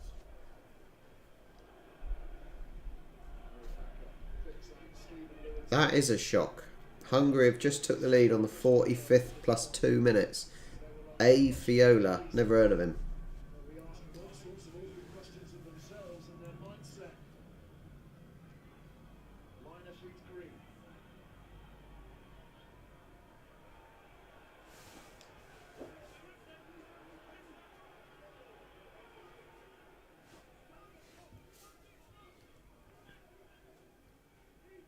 Despite how well Harlequins played the first half, second half, so I was just going to say they need that balance. Gareth, mate, honestly, if you haven't watched my video on the mouse problem in Australia, feel free. But a few rats in your garden is nothing compared to what some of them are getting over in Australia at the moment. The back of the rock. It is absolutely dreadful. The duration of this contest with Charles Peter having failed his HIA. Significant setback for Bristol, given his extraordinary influence on that first 40. Yeah, look, he was the star of the show. Or one of the stars for that first 40, but he's got to sit out and watch it now. Bristol's still rattled. I mean, even that drill there wasn't particularly well executed. Andy Uren normally just hoofing the ball upfield, next only a few metres.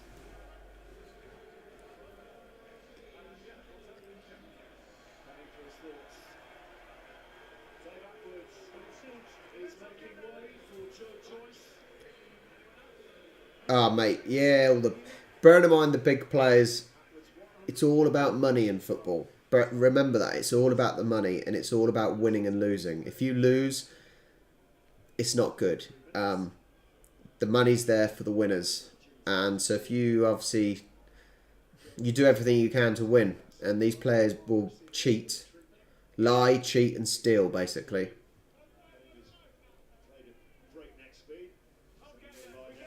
It seems all the best players are very good at conning the referee. Personality, should we say, of the modern game of rugby. 2 metres, please. Watch on. Oh, a quick one. Oh! Oh! Is he going to go himself? He's going himself. Oh! They are back in the game. Oh. Oh, man. Bristol are crumbling as well now.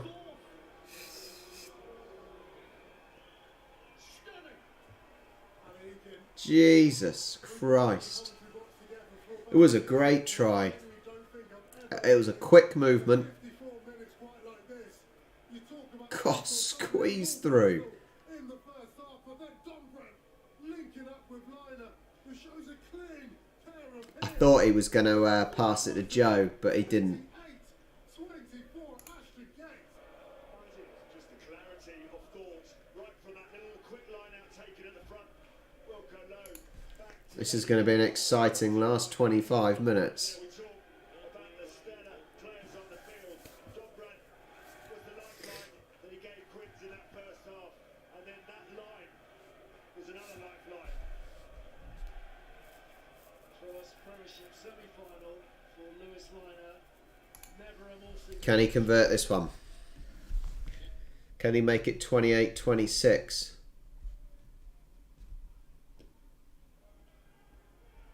Oh, the post. Play on. Goodness me. 4 points in it though. 24 points unanswered from Harlequins. Absolutely brilliant. Yeah, it's looking a good one.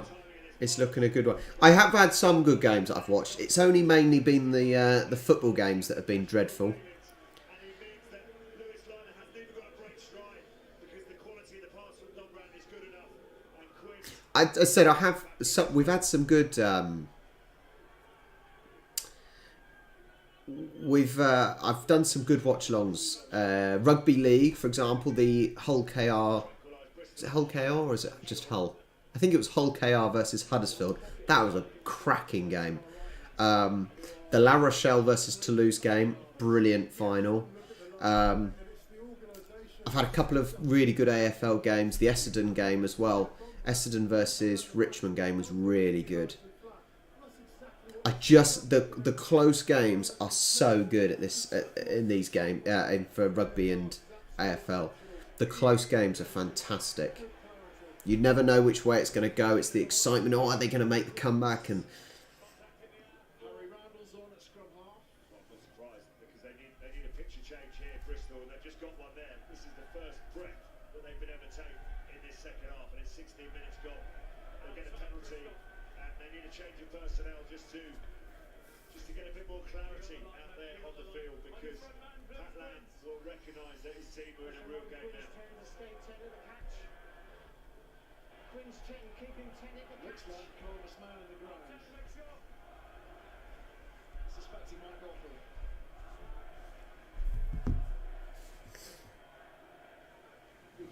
yes, that was Cats versus Dogs.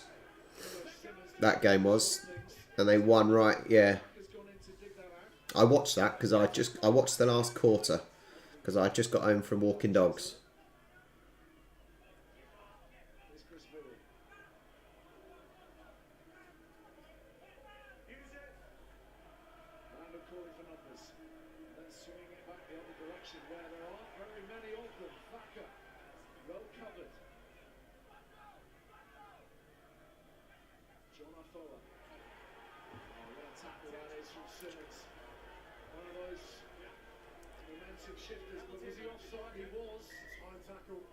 Playing on.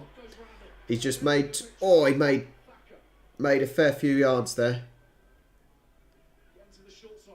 Oh, he caught it. They almost messed that up.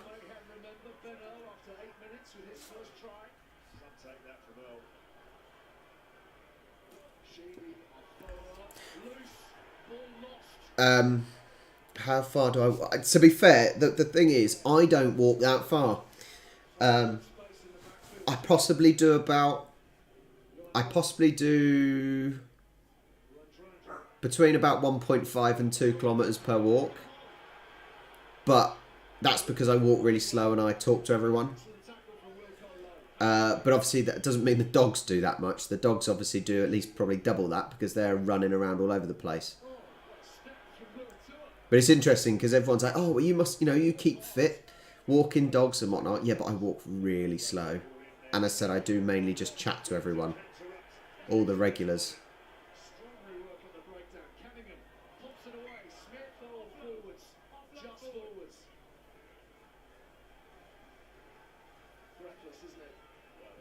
Bodies littered all over the field.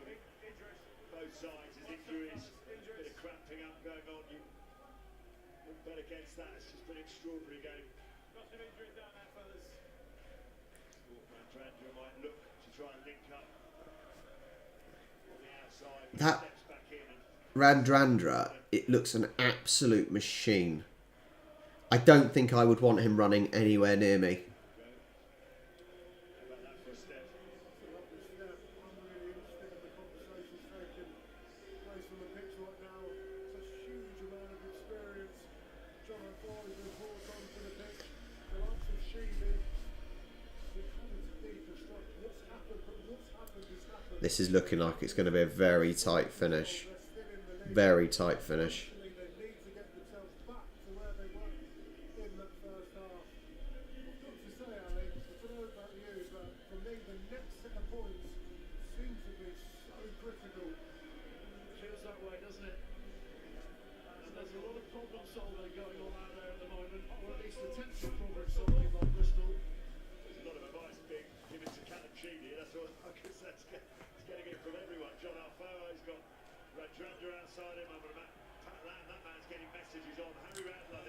Bear in mind when you're walking dogs, there's two things you need to think of. There's the physical exercise, but then there is also the mental exercise. Mental exercise can be just as tiring for dogs as physical exercise.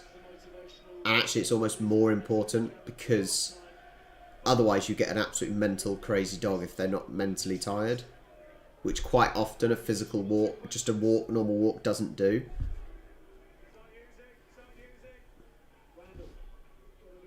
Come on, Bristol.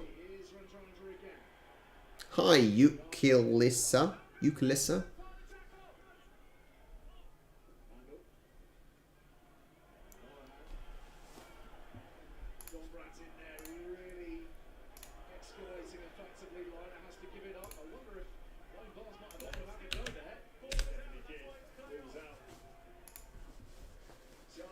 They've got numbers here, Bristol. Ties in 3 defenders. Oh, and spaniels love to get filthy, don't they? They love to go in the sea and water and rivers, and Good tackle from Levis. they got plenty of players down there, but it's all a bit tight. Can he do him? He's done him. There we go.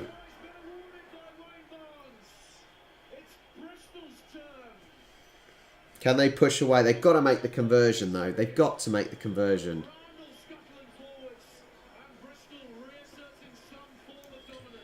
Ukulissa, if you click on the Discord link and join, you can watch the game. Otherwise, the score is down there as well. Absolute. Look at this. It did look a little bit forward, to be fair. Let's have a look. Did it go forwards? That's forward, surely. That's no try. It certainly looks forwards. If the camera angle is... That's forward all day long. Definitely forward.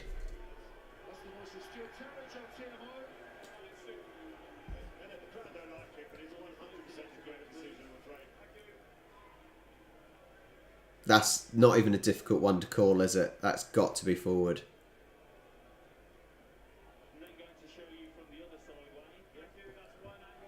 Definitely forward.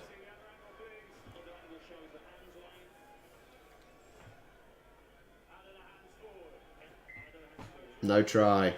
No try. Take that off the board.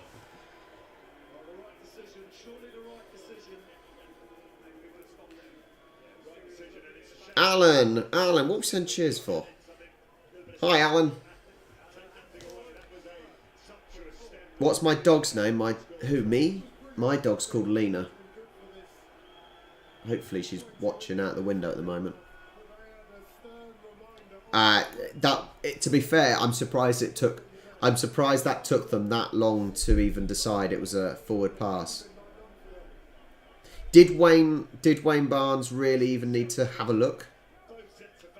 Could TMO not have just told him and they got on with it? Because it looked pretty clear to me.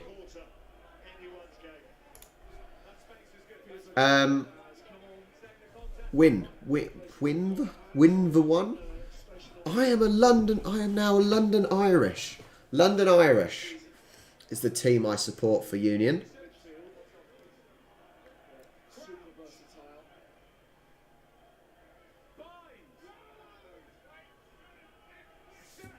Okay. I said it was one of those ones that as soon as you see the replay of it, it was so obvious. It was so obvious that it was a forward.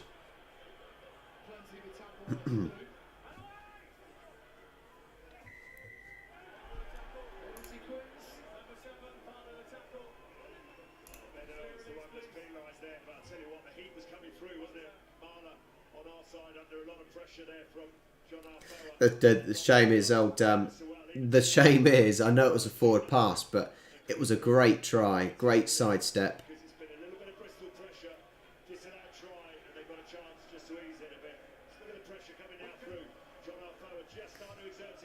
Guys, as there's a break and we've got 19 viewers, if you haven't already, make sure you hit the like button down below.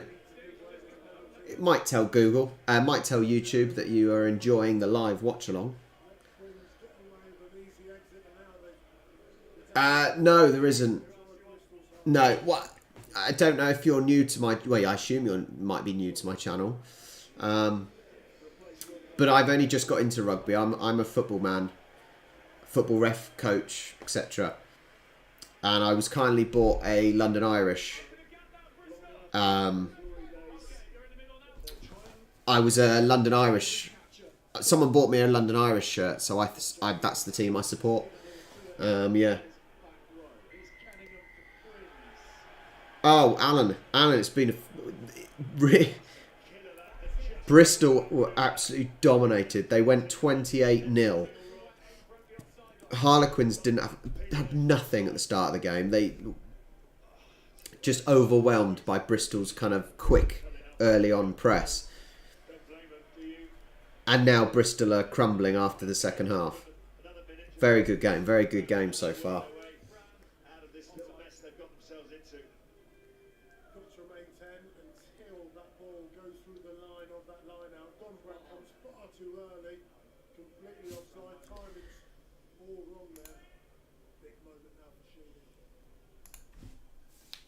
What the hell is SWMBO?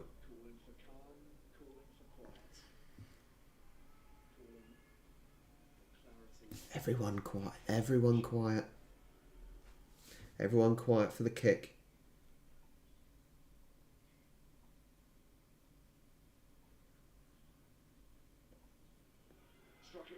There we go. There we go. That's pushing away a little bit.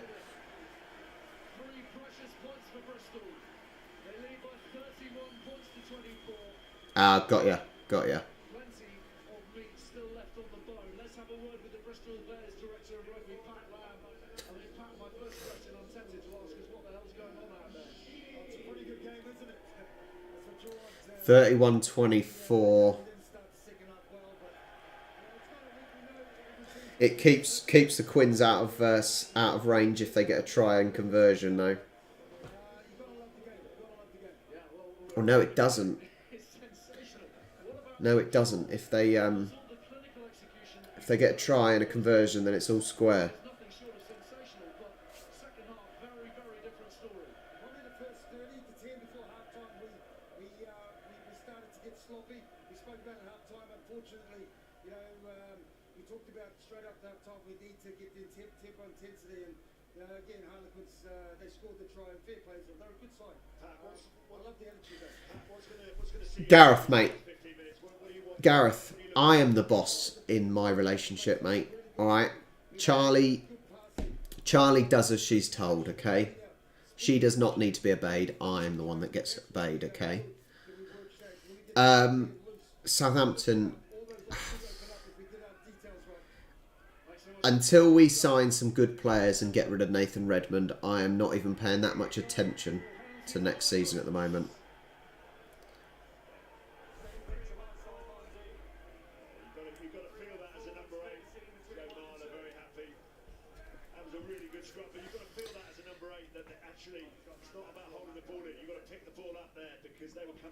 No, really, Gareth, really, when we're in public, when me and Charlie are in public, I'm the boss.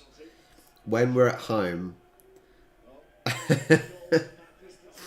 when we're at home, I get in trouble. That's when she'll get in a mood with me.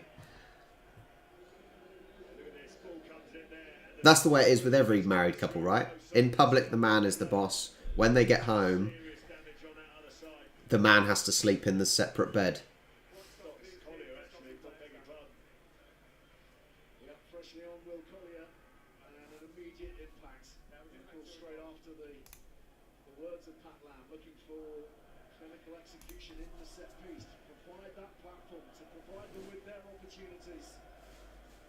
This game could honestly go either way now. I still don't see much.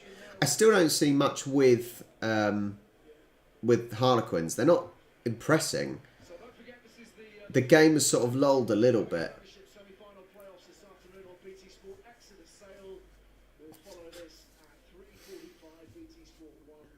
for that one. I think you might see a slightly different style of game potentially, but it will be no less enthralling and compelling. I'm quite sure of that. And then tomorrow it is the second leg of the Championship playoff final featuring Saracens and Ealing from 3:15. Sarries with that whopping great big advantage in the first leg. And don't forget, next Saturday we wonder who will be contesting it. The Gallagher Premiership final, 4:30 next weekend, BT Sport 1. Line out ball gathered in by Simmons of Quinns. They're in the 22. Trailing by 7. 14 minutes to play. With an advantage. Care. Wrapped up here by Woolmore. And they'll take that penalty quite happily for the moment. It was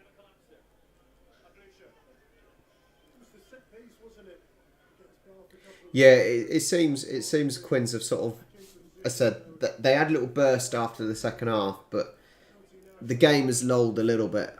I think the last 10 minutes, the last 10 minutes really should heat up because it gets a little bit more desperate. We're living in a bonkers world at the moment, but this game, it's just What? Let me look when the. What's been going on everywhere over the course of the last year or so. You don't know whether you're coming or going, is that just about right? And it's a cruel blow for Nathan Hughes as that's kind of injured, by the way. Will Capon has come on for Bristol. When actually is it? Very unfortunate from the Bears' perspective. And it will prompt something of a reshuffle, I would suspect.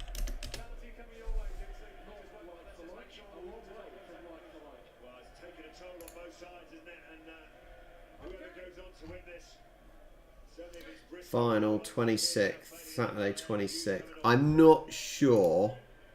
It all depends if I am available or if I'm around.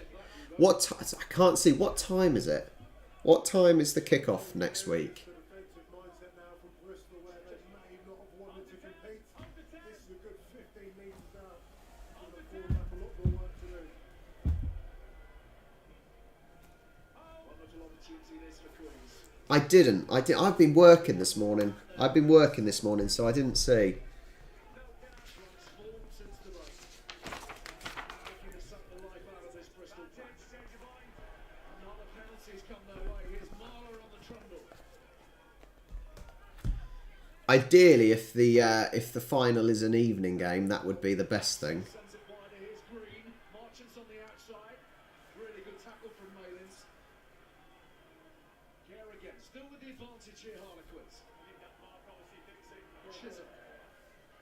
Good leg drive. Smith. Northmore. Back into the traffic. Care again. Smith to the gain line. Tap away. Brilliant. John Bratt. Denied. What is on the line here for Bristol? That's twice now, Ali. One in the first half. From Ruth Moore. Yeah. I got frustrated, Alan. Important tackle that was. When was it? Complete breakdown. Last weekend or whenever it was? Fleet of foot from Yeah. So basically, away. We'll get that penalty as Smith. I had a few loose slabs, and I was too lazy to cement it, so I got some sand. I got a little bit frustrated because I couldn't make it level, so I ended up getting Charlie to do it in the end. Yeah. She came home and took charge. I could not work out how to get it level where there's still concrete in there already. Yeah. So like I said, Charlie ended up coming, Alan, and doing it for me. Oh, we set it up as a thriller with these two game styles. Time check, guys. I'm on 68:42. 44. Baldwin and Harlequins got to work once again at the line. Well, when I find out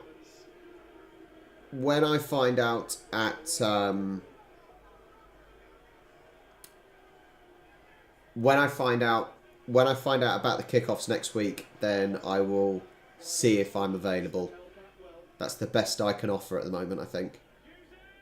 Because I'm meant to be playing lawn bowls in the afternoon. Ready to combine. Yeah, I'm 69 minutes and 20 seconds.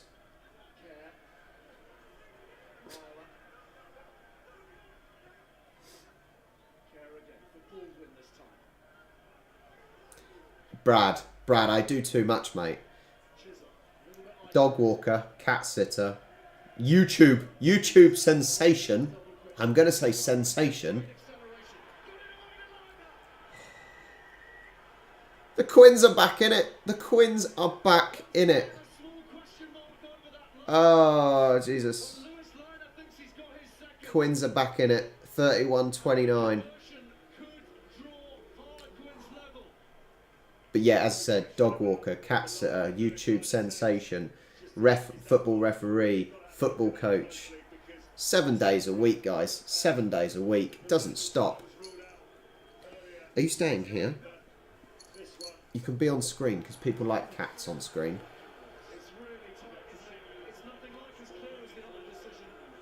Are we looking for a forward pass? That's a forward pass! No try. Surely no try. It's no try. Oh, they're going to be gutted. It's definitely forwards. You can see the ball is more of a push forwards than a flick. Yeah, forward pass, no try. Unlucky. Rodri, London Irish. Looking forward. I'm going to make sure I can get to see London Irish next season on St. Patrick's Day, because that'll be fun, and hopefully there'll be a lot of other people that can come along and we can go for a few beers and whatnot as well. Well, it's that combination again, though, isn't it, of Green and Lewis Liner that's nearly undone Bristol Bears. They've been excellent. They've really looked. Yes, yeah, exactly, Alan, exactly. More of a than a.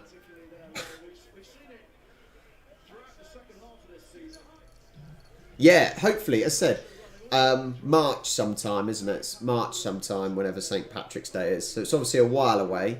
We've got a few things to do, i.e. Christmas and whatnot. But yeah, I'll have to do a video. I'll have to do a video of it. I'm not sure if YouTube will appreciate drunk people. You have a parcel for me. Emily, if you have a parcel for me, then that is amazing and too kind. Too kind. The things people have sent to me, it's insane. The fact that Alex sent me a London Irish shirt. Dave Bell sent me a Sydney Swans shirt. Gareth sent me some beer, which was pretty decent, I must say. Alan sent me some American. Eating my finger. Alan sent me some American treats. It's just so crazy. But yes, that's fine. I will do that. I'll do it now if that's okay, so I remember and I don't forget.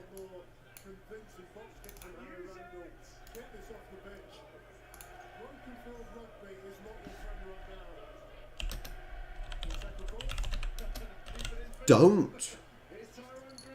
Tyrone Green. Can you stop eating me?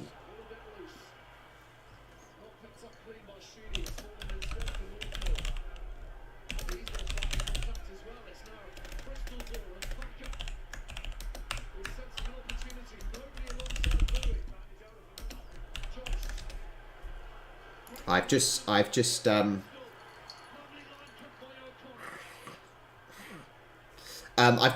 sent my address, Emily. Oh man. Huge tackle, that. Absolutely huge. In the nick of time, isn't it? Here's Randra. Shut down early. That's awesome. That's so cool. This little sod. This is Pixie. And Pixie, she keeps getting in on videos and she keeps eating my fingers. Look, that is what I've got to deal with. I can't even concentrate on the rugby because she's just eating my fingers. Ah, you little shit. Oh, that really hurts.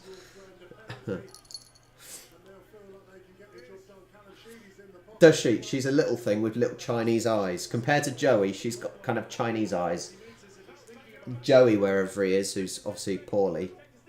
Have I ever played... So, I'll give you the story whilst we're watching. Cheers, Alan. I'll see you soon, mate. See you soon. Well, I'll see you soon. I won't see you soon. I'll speak to you soon.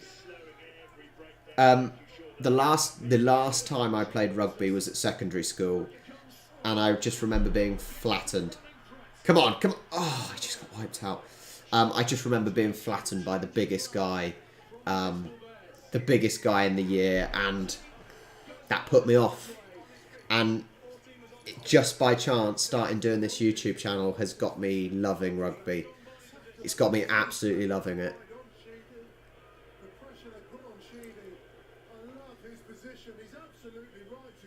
5 minutes left. Or just over 5 minutes. 74-40 at the moment.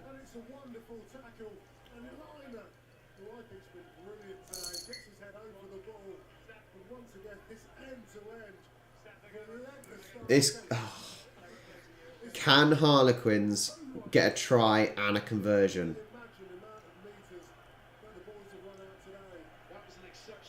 Because it could end up being one of the situations where...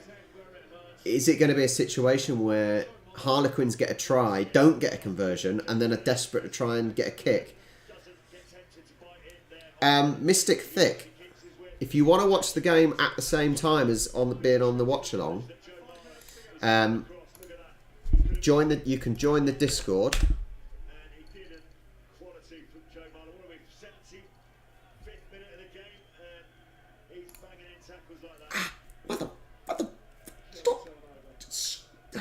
Jesus. I can't even concentrate. I cannot even concentrate. I can't even concentrate because of this little sod. Brad.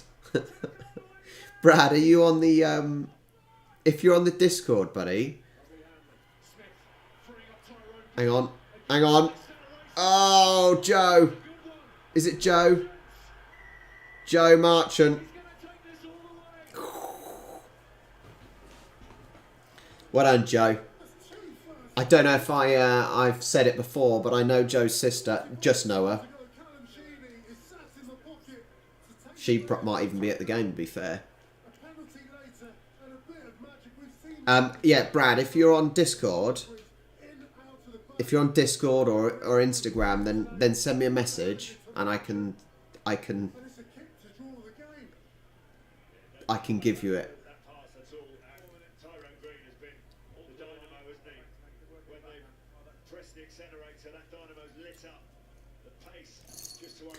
Honestly, Bristol are going to be gutted. Bristol will be gutted if they mess this up. With the 28-point lead, they are going to be absolutely gutted.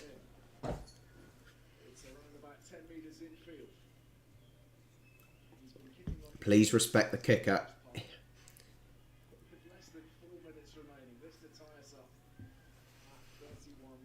Quiet, please, everyone. Quiet, please. Got it. 31-31. 31 all. Oh, man.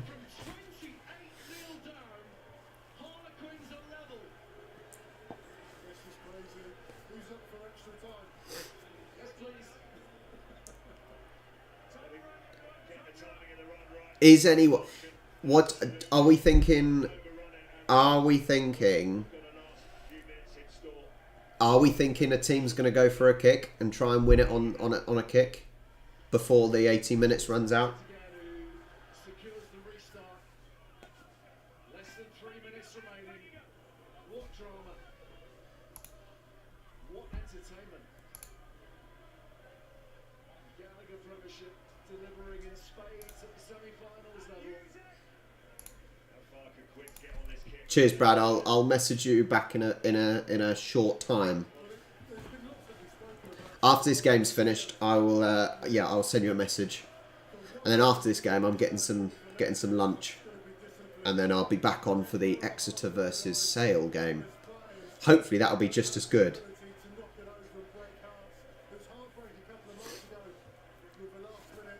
Yeah, you would think someone's going to go for the drop goal, don't you? They're bouncing. The stands are bouncing. But the drop goal is something you don't want to miss. If you miss it, you've just given the ball back to the other team, haven't you? Despondent after 40 minutes. But look where they are now. Still want to be Bristol. You've actually got the possession of the ball, and you're going forward, and you're in the Quinns half. And that's a decent drive if they can just shield the ball. Looking for the penalty that might just finish this as a contest. Quinns having to be squeaky. 1 minute and 30 left. 1 minute and 30 left. Recognising that all too well We got a bit of a ruck. Someone's shorts are falling down. to remove himself.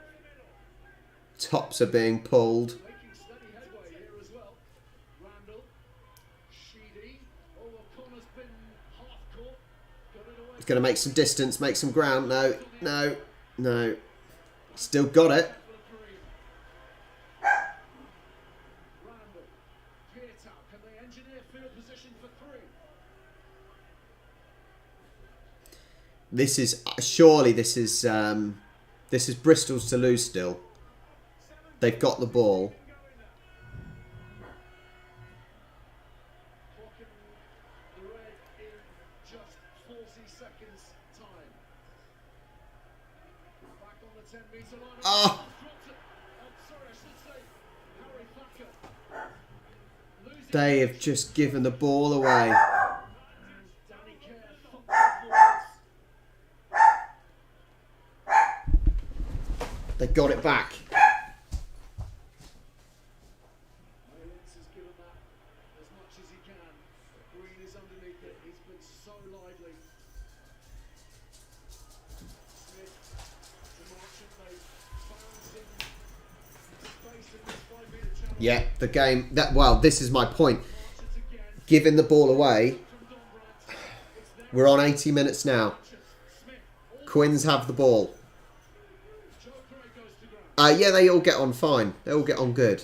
They're all big family. Lamb to Lamb. And Green has A big different species family. gets wearily to his feet. Here's Kenningham. Sorry, I'm concentrating. Oh, Knocked on by Joe Marler. Marla just did a knock on. And that will take us into extra time, surely. 10 minutes each way. Marler smiling, but there's more to come. There is much, much more to come. There's also some bodies lying all over the pitch. Thacker picks up a nasty injury there. He looks like he might not be able to carry on. As there's a little break in play again, if you haven't already, feel free to hit the like button down below. I'm going to answer Brad. Brad, It's been mesmerising. Joey, who's poorly, Joey, who's got a brain tumour, he's the boss of the house. Joey the cat. One apiece. He, let's just turn the sound down a little bit. Yeah, Joey's the boss. They're all wary of Joey, but he's calmed down. He's friendly enough now. Lena, the dog, likes to jump all over Pixie, the cat. But they all get on fine. They're like brother and sisters now. We've had them all more or less together since they were kittens and puppies, so they grow up not knowing any different. It's, I think, the trouble I'm going to have in relation to the cats and the dog. Joey, we don't know how long. He's 8 years old, brain tumour, diagnosed last August and still with us amazingly. But the problem is we don't know how long we've got left with him.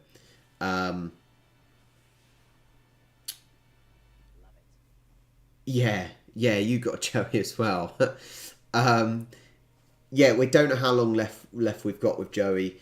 He's lost vision in his left eye, the side where the tumour is. So the problem is when Joey passes away, we will probably get another cat because it's that whole thing of it's not replacing him because Joey's our kind of where we haven't got kids. Joey and the other two are our kids, so it's going to be absolutely devastating. But I think there'll be that space that's missing, and I think we'll end up getting another cat as well.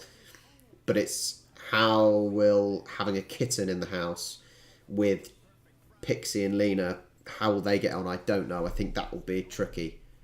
Lena likes to bark at other cats, so that'll be tricky. But as I said, at the moment, where all three have kind of grown up together, that'll be interesting. That'll be interesting. I tell you what, you say yours 8 months.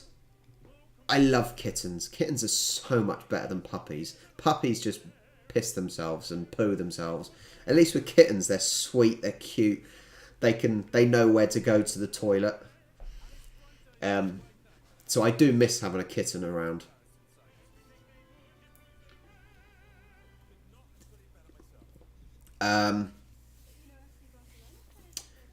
Lena the dog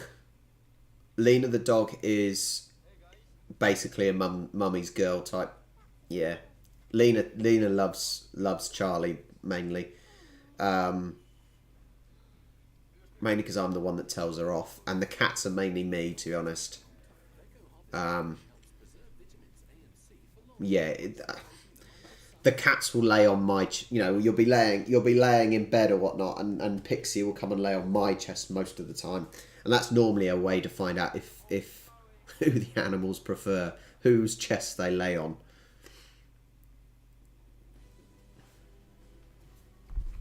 I'll message you back now, Brad, as there's a break in play. For those of you who suffered England-Scotland last night, this is your reward. Sport in all its beauty, all its magnificence. It's 31 apiece. Joe Martin's try in 76 minutes. And then Marcus Smith holds his nerve, slots the two-pointer, and we have our first ever semi-final in Premiership history. What does that mean? It means you have another 20 minutes of brilliant sport. You can't take your eyes off it.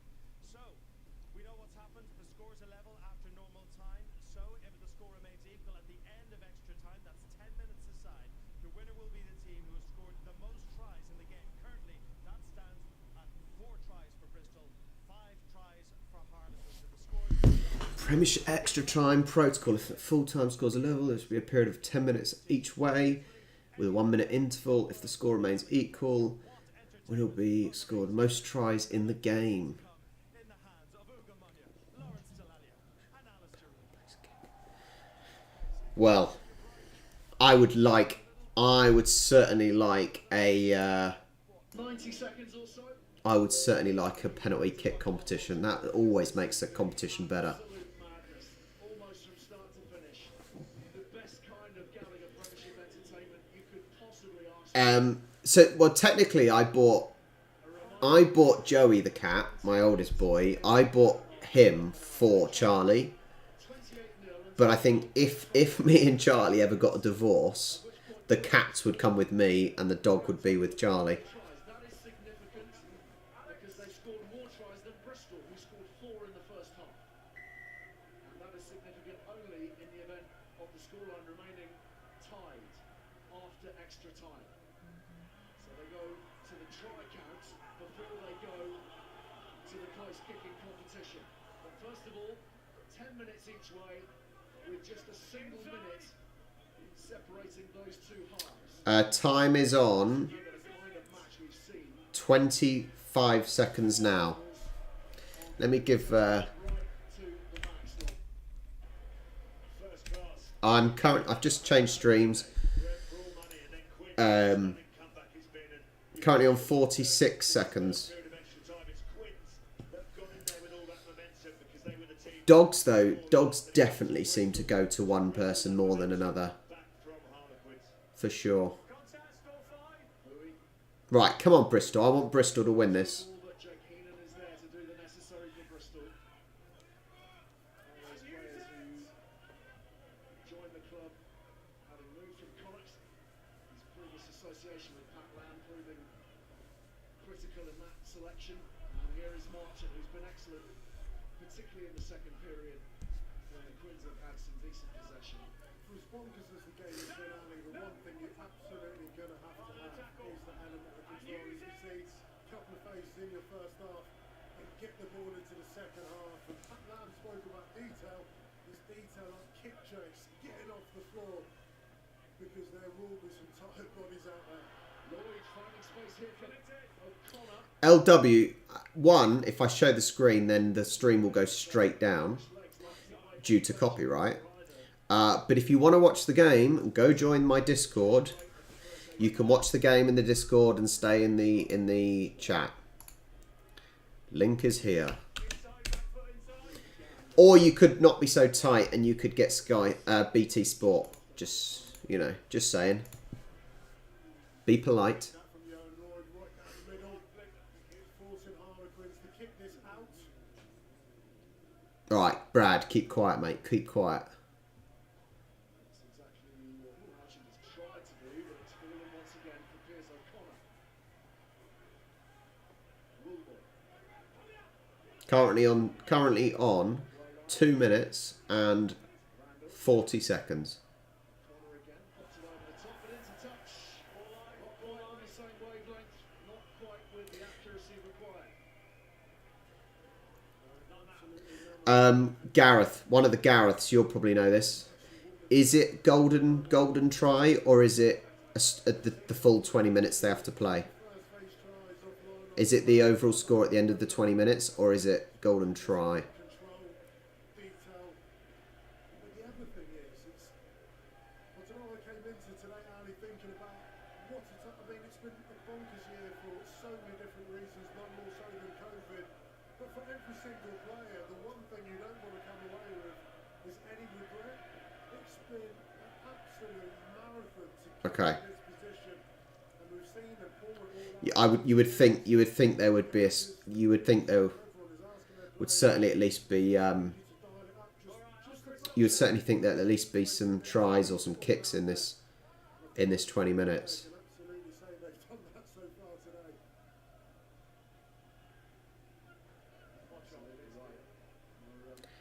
Seriously, if you want to watch the game, please listen. Bristol came through an extra time against Yeah, Brad. been in this situation. We've been there already, haven't we, with you ruining it for everyone. Heading to Edinburgh next season. If you want to watch the game, stay in the live watch along, join the Discord, and there is it. It's playing in the stream there. It's there for everyone to watch. Bristol shut the gate there with the Quins. If I'll force the turnover, I think they have. They've got it through Earl and Heenan combining very effectively together. Randall to the short side. Great acceleration. Go on, Quinn. Go on, Bristol. And they will have the penalty for Bringing it back. Thought it was a penalty advantage. I tell you what, really good defensive read from Bristol there. You see where they've tried to hide Marcus Smith out of the back. No one falls for it, and then that pressure is applied in the outside channel, and that quality of tackle has allowed Bristol to get their heads over that ball. You can see Benal with his big left ball. Offers up this opportunity. Callum Sheedy, 42, 43 metres out, 15 from the right. He's had some big kicks this season. The blue shirt, the red shirt and gloves. Quiet, please. Quiet, please. Solid kick. Callum Sheedy through the third.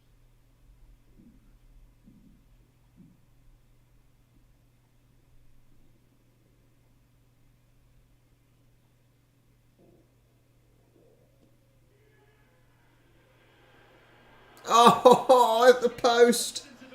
Hit the post. Brad, there is every reason, man. It means if we bring it up, you don't do it again. Eventually brought to ground on the 10-metre line. We have to keep reminding you. Cape on.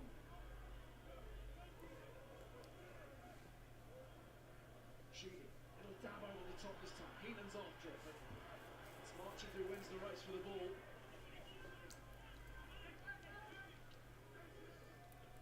Kerr. On the angle, right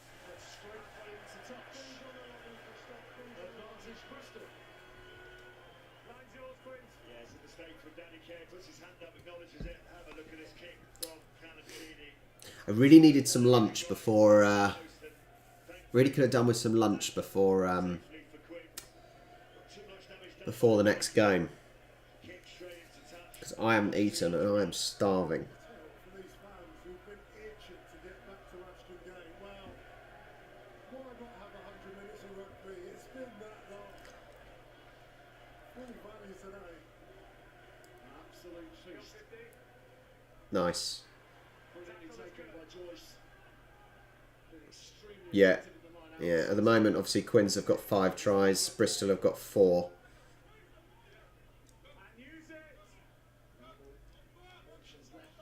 To be fair, though, it just shows the importance of taking the conversions. It really does show out, the importance of taking the conversions. If Bristol, for example, they missed their first 2 conversions, if I remember rightly, well, that's 4 points, and they would have won. It almost sometimes feels like the conversions are a bit of an afterthought, when in the grand scheme of things, it makes a huge difference. You can apply that logic today. At no point has that been the case this afternoon. It would be a coach, though. Who would be a coach? Would be a player. 87 minutes in. Well, a player can still go out and win it, can't they? It's true. I was just thinking of the lungs, actually, Lawrence. They'll be burning a little bit. Yeah, that's my point. I'm starving, Brad. I am so hungry. And although the game's exciting, I really want some food. And it's those sorts of heads who are going to pull it through for one side or the other, is it not, Lawrence? Those that have been around the block a little bit. I don't support either, LW. I'm a London Irish fan. Bring that element of calm just to the game. But watching it for the enjoyment of the sport. There we go with the match stats. I mean, you wouldn't have said that 20 minutes in, would you? But nothing to pick between the two sides in terms of tackles made and tackles missed, which is, I guess, the reason why we've ended up 31 all on the scoreboard. Quins with, of course, 5 tries to 4, so they, as it stands, are in the box seat. But it's important, Ali, to manufacture moments of calm in this, because there's only 2 mindsets you can have when you get into extra time. Is you'll have some players fear of losing it, you'll have some players that step up and want to be the ones to win it. And if you are Yeah, it's scared or fearful of losing, if we're talking about that becomes hesitation. if we're talking about Things taking the points, it's the same when I've been watching AFL. When I've been watching Aussie rules, obviously you got the goal in the middle for 6 points, and then you've got the goals either side for behinds, which are 1 point. And the amount of times when a team has lost because they're a foot to the right and get a behind rather than the goal, and it makes such a difference. Those extra feet, whatnot, it makes such a difference. Nice step from Nolan Loyes, created some space for Malins. Managed to stay in field, but the ball is loose. And it's been taken in by Marler of Harlequins. Good tackle from Rundrandra. Another man down in the midfield on the halfway line at the moment, wearing Harlequins colours. Yeah, it's Kenningham, isn't it? Thought they might stop the game, but I think they should. It's a bad head injury. Head. He's been in the rules today. Jack Kenningham, that one off the back of the collision with Ben Earl. Frighteningly physical. Here's Rundrandra. Little crackle of excitement all around Ashton Gate as he tears forward. Oh, go on! Ah, he can't keep it. He can't hold the ball. Oh, that was a perfect moment. The perfect opportunity. Another huge tackle from Malins on Dombrat. Oh, they're going to be gutted. We couldn't ask for more. Any neutrals watching today? Any neutrals watching today? Yeah, it's been a good one. Been a very good one. It's there for Kerr. Smith. Northmore. 3 men around him. Green. Wonderful footwork again. Tyrone Green, outstanding. I do have Joe Gray. I do have like the top 10 beer commercials, beer adverts to watch. That is on the list to do. Whether or not that's on there is another matter. They profited this way before as Mullins dropped it. Oh, This time Lloyd has knocked it on, has he? that was finally a kick that actually worked. Thought he had it and then lost it. Too many people in his way, I think, as he went through. Oh, we're getting some dodgy passes now. Knock on, so it will be Harlequins ball at the scrum. 30 seconds of this first half of extra time remaining. I'll tell you what, I'm surprised to see Jack Kenyon still on the pitch. He's a brave boy. I think they're taking him off, Hugo. I think it's the right decision because he had that first head clash, didn't he, where he got it all wrong in the first half, and that was the second one. And surely they've got to look at him. Prof. Hey, Prof. Nice to have you here. Yeah, man. This is... After watching, as I said earlier, the commentators in the England Scotland game yesterday were saying about how the England Scotland game could be youngsters' first time watching a live match. Oh man, imagine if that was your first game you watch of football. How bad would that be? And then you could watch this, and it's like it's on another level, isn't it? Cunningham head to head, and you'd have thought with Benal, with all his experience, and he's had a very good game himself, Benal, but Cunningham has gone toe to toe, as every player has, which is why we are where we are. Some game. Well, Bristol in the semi-finals of the Challenge Cup here last year against Bordeaux, which went to extra time. You'll have to, Brad. Maybe send me a link. Maybe send me a link, and I'll do it for you, especially for you.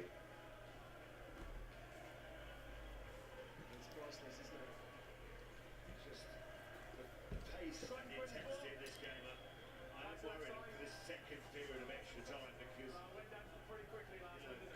they're going to need a couple of little breaks. Gareth, did I tell you? Ultimately correct. So I said when you sent me the hooky beer. I said to my dad, because my dad lives in Didcot. Yeah, my dad lives in Didcot, and he said how the Hook Brewery they still deliver on horse and cart, which is just crazy to think. So Cunningham has gone off for a head injury assessment.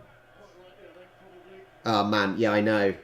We're not going to have long before the next game. And this is a very significant scrum.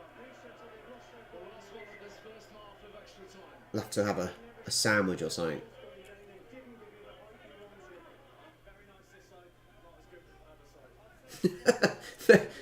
Wayne Barnes with a smile on his face. Very nice this side, not so nice the other side. Both went down together, which is why no one was penalised. God.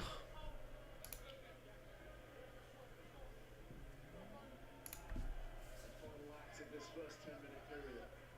Then just a 1-minute breather. 1 minute to patch up, draw breath, stretch off, shake out the cramp, and go again. Nothing breaking the deadlock at this point. And she goes from Fit through. They've collapsed. Bristol think they've done a decent job on that scrum. It's certainly It's collapsed. No, we're playing. scrambled mess as Lang holds it. Oh, Here comes Liner linking up nicely with Green. Space on the Joe's on the outside. Is he through? Oh, they needed 3 players to take him down though. quick ball for Quinns. Oh, it just bounced off him. Chisholm rumbles forwards. Danny Kerr. Driven back by Push him out. Push him out. Penalty. the arm is out of Wayne Barnes. Quinns had that up their sleeve. In goes Simmons. Joe Marler. There's a 5-man overlap, Alan. Not going anywhere for the time being. Perhaps now. Yeah, that's what my dad said to the local paces. Thacker came back to make Oh, and then the ball won't stick. What a tackle that was on Green. God, this could go in anyway, couldn't it? This really could go either way. Absolutely insane. To go for goal, the clock's in the red, extra time, first half. You might think they want to come away with some points. Will they go for goal with Marcus Smith? That's a corner. I'll tell you something, just a couple of phases before, if they could have got that ball out, I mean, I'm playing the game up here, having not run around the pitch for the last 85 minutes or however long it's been, the Harlequins have opted for the scrum. We know that they've scored more tries, so another try is arguably worth rather a lot more. Cheers, Brad. than what Butler Cheers. Thank you so much. scores for whatever reason end up level. They've got enough to see them through to Twickenham. Did you say 100 minutes, Hugo? We already know that it'll be at least 102 and a half. Yeah, well, we talk about championship minutes, and I tell you this decision here, you see Marcus Smith, semi-ranked Rangers, their last defender. If that ball could have gone out, they would have walked under the sticks there and try and play a phase later. And it's too late by that point. The accuracy of the passing, Green has to step inside. Great cover defence there from Bristol. That level of desperation. And it is desperate. You won't expect 100. They're running on fumes, they're running around. Oh, Wayne Barnes. Headless at times. It's You weren't expecting that 100. Well, I'll tell you what, this is a really positive for the Harlequins. They could At least Wayne Barnes does have a bit of banter about him. try and win this game in the first period of extra time and set that. He's had a few lines today with a bit of humour. who is cramping up, is now walking over to scrummage. Imagine that. It's a slow trudge. The only upside is that he's not going to be asked to do his job in the front row. That is going to be Will Capon. Thacker will be positioned on that blind side flank. Are they going to be able to get it over the try line? 7 months of Premiership season. Crouch. We were mentioning before kick-off, almost an entire year that these two sides have been in action since the restart after COVID. It's all coming down to these moments right here. They've got the nudge on there. That's a penalty, Queens. They're trying to kick it up. Oh. No, they got it again. Go again. I mean, the scrum came up. I'll go again here with the scrum. They didn't just win that scrum. They won it comfortably. And you sense that Bristol, of the two sides, have just got that little bit of fatigue at the moment, especially up front.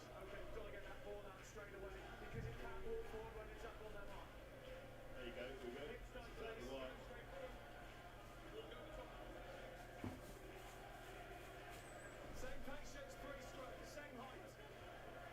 They waited so long for these moments. They're enjoying each and every one of them. Already 5 extra minutes in this first period of extra time. Thing is, I assume Quins want the try because that gives them 6 tries compared to 4, and then it would mean that Bristol holding them a little better this time. Bristol would have to do a hell of a lot to win it if they manage to get a try here. Smith whips He's got open space. Tyrone Green. He's got open space. Green. He's there.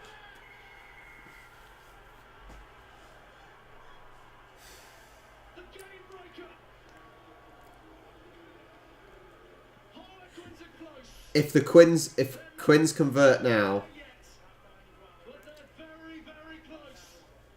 oh man, if Quins get the conversion, which they should, surely it's game over. Again. But then Don Brown breaking off the moment he sees Bristol would have to get a try conversion and a kick at least. Marcus Smith to Tyrone Green. And he does what he does so well. He's decisive. And he pins his ears back. He's been a revelation. Carter, join the Discord, buddy, and is in the Season due to him. Discord. Even Emily's getting fed up of saying it. And filled them so well. Is this the try that sends Harlequins to Twickenham for the first time in 9 years? Well, let me tell you now, the significance of that Bristol, honestly, if Bristol lose this, they are going to be kicking themselves. Marcus Smith hits this kick. Bristol's second period of extra time need 2 tries.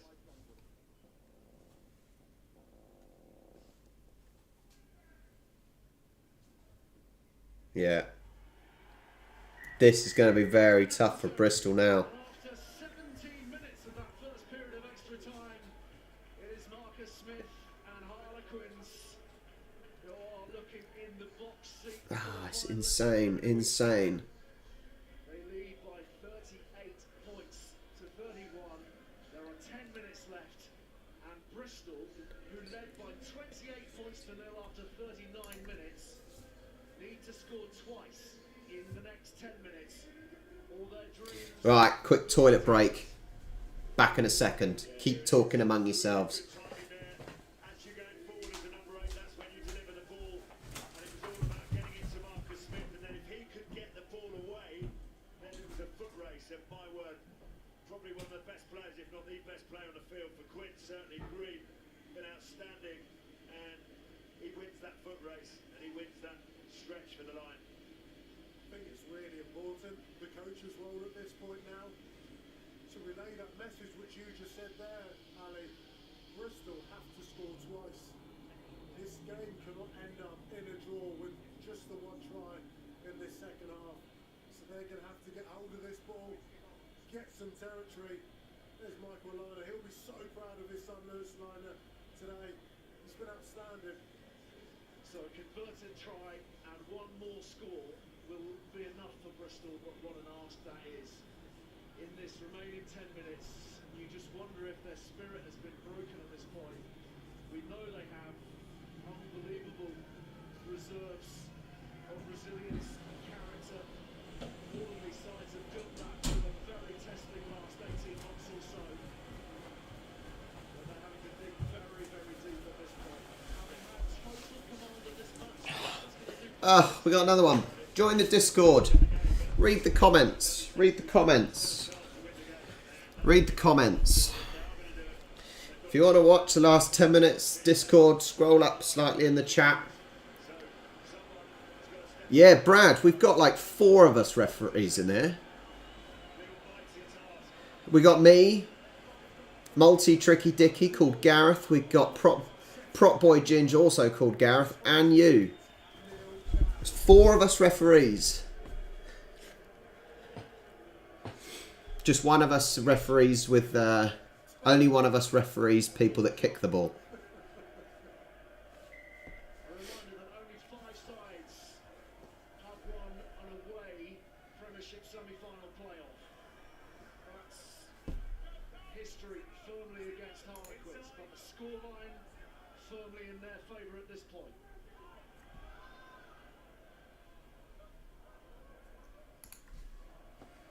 It's Sioli Pieta.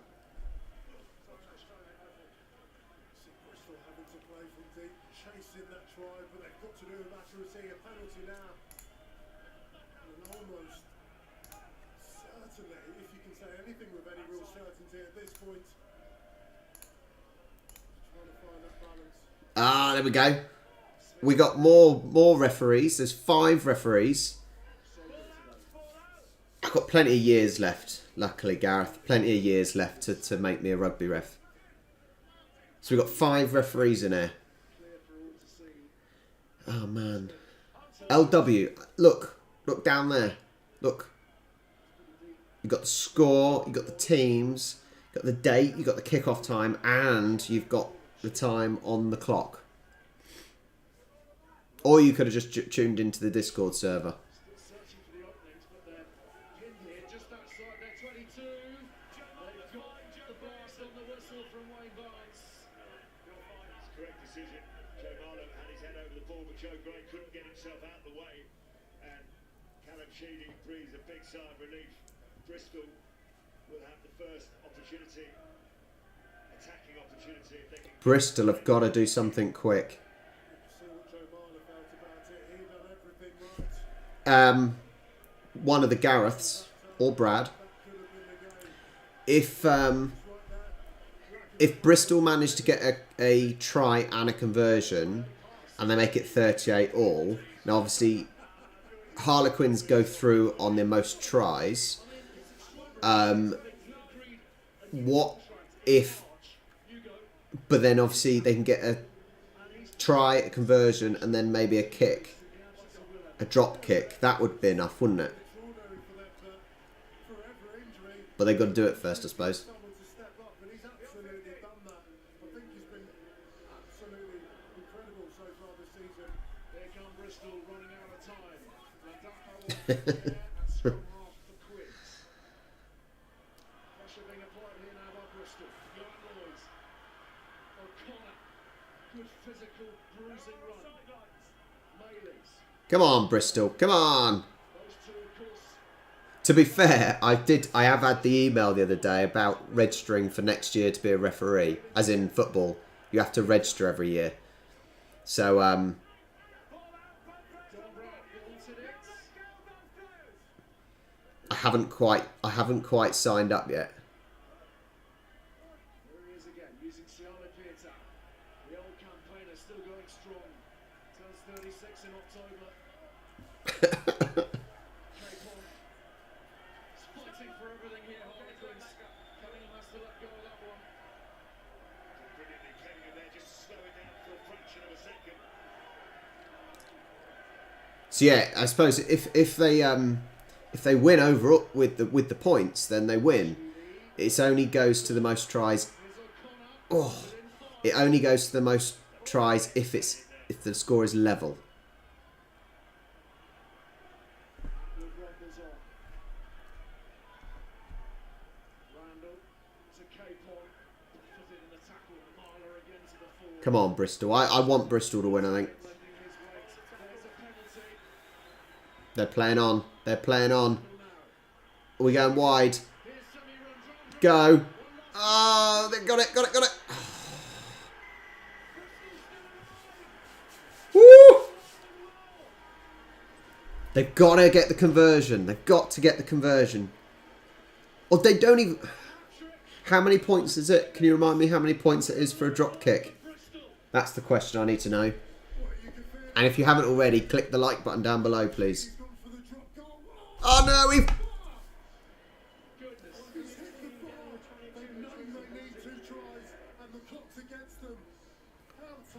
Oh man. How good has this game been? Well, they just need to win the game, and to be honest, if they don't get the conversion, of course, another try puts them in front. So This is so close. bad with that drop goal. It's the time that's against them, which is why he took the drop goal and didn't waste another minute of time, which is quite a smart thing to do. But Ranjandra just doing the simple thing and giving it to Max Malin. So we've got a 4-point game. This is tight. This is so tight. Could go any way. Point game. Sorry, my bad. Look at the collateral damage. Is that Semi-Randro's coming off the pitch? A player, a pure specimen. It's taken its toll, and you can't blame any of the players. That's the conversion. I mean, this game doesn't need any more drama. We've had so much of it. This is insane, isn't it? It's absolutely insane. Marler's off. Garcia Botta is on. Competition, Max Malins.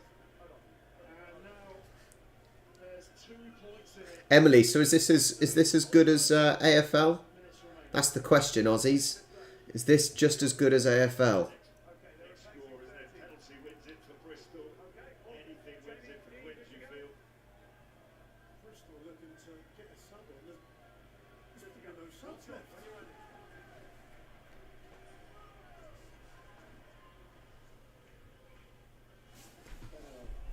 Yeah, sleep's overrated, isn't it? Nothing beats AFL. I'm not sure. Games like this come close. Close games like this really do come close. Finish this, Bristol. They'll take that territory. Yeah. Well, if a drop kick is 3 points, Randall there, that's all you can do. Don't start panicking yet. Still plenty of time left to win this game. Just to reiterate. Jesus, have you seen how many people are watching my stream? On the Discord. 1, 2, 3, 4, 5, 6, 7, 8, 9, 10, 11, 12, 13, 14, 15, 16, 17, 18, 19, 20 people are in my Discord. Christ. Just remember, I'll be watching the Exeter versus Sale game. I'm going to have a quick break, and then there'll be a new stream up ready to watch it because I need some lunch, even though it's like 4 o'clock. Exhausted all of their resources. Lloyd calls for the mark. Come on, Bristol. Time's running out. Get it quickly. Time is running out. Wilmore being buffeted in a tackle by Smith. Not sure how wise that decision was from Johan Lloyd. Here's Earl making important ground, but they've got a long way to go. Outside. Randall measured that nicely. Landako feeds Green. Bring them on. Randall again. Almost goaded Green as he ran towards him. 3 minutes 40 left. Harlequins players, let them play. They think they can contain it. Don't touch the line. Bears fans right in behind their side now. Time check. 16:35. Sheedy whips it on its way. Lloyd again. Just snared so effectively by Cunningham. Yeah, I thought there was a knock-on advantage there. I'm not sure Bristol have quite got that advantage. It's 3 minutes, you can see they're desperate to play, but trying to find the right moment. Massive kick chase on now. Tyrone Green has been so good from the back. Here he is again, Green. Oh, Got an unbelievable step on him. It looks like Quins just need to kill time now, don't they? They literally need to kill time. Don't give the ball away. so they're playing with 14 men, but one of them's out of action. And Smith will just punch it upfield for now. Can Quins kill enough time and not give the ball away? That's the thing, isn't it? Not giving the ball away. Not only has it been played at a breakneck speed, but the physicality of all of it. Harry Thacker, it's just great to see him back on the pitch after his long injury. At one point, we weren't sure if he was ever going to make it back to play rugby. But for the next 2.5 minutes, they're going to need everyone. They'll find a way, haven't they? So, Yeah, anything they can to bring some life back to those limbs. they're in their own half. Stored them. Wayne Barnes really give them much advantage. Quince knocked it on. It's a good job. 20 metres backwards, kick the ball. Good job. The time stops between play. Set them back because they're behind their own 10-metre line. And you feel Hey, with the clock ticking down that they've got to have to do something pretty special out the back. But a penalty would do it, wouldn't it? That's all they'd do. That's all they'd need.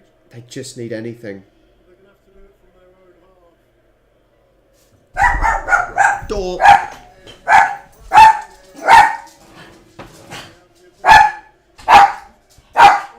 fan there in a white shirt. What is summing up the season? 2 towns, 2 cities, 2 teams. Just exhausted as he is. And I haven't won a You watching the rugby? today. No. She supports Bristol. She's not watching it. Being pulled left and right, 11. up and down, I don't want that rubbish. inside and out. I'm watching the rugby. I've got to go. And there's only a few minutes left.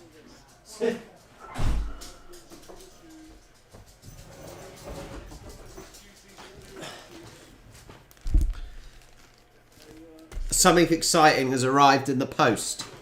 I can tell you as there's a slight break in play.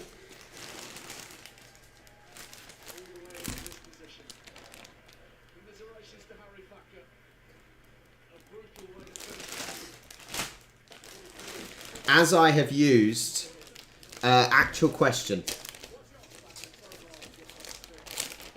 No. What?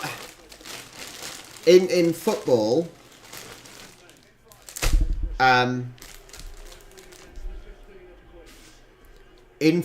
I rarely stop. I do have, to be fair, I have a watch that I can stop, and it beeps. Oh, hello, we got a bit of backside.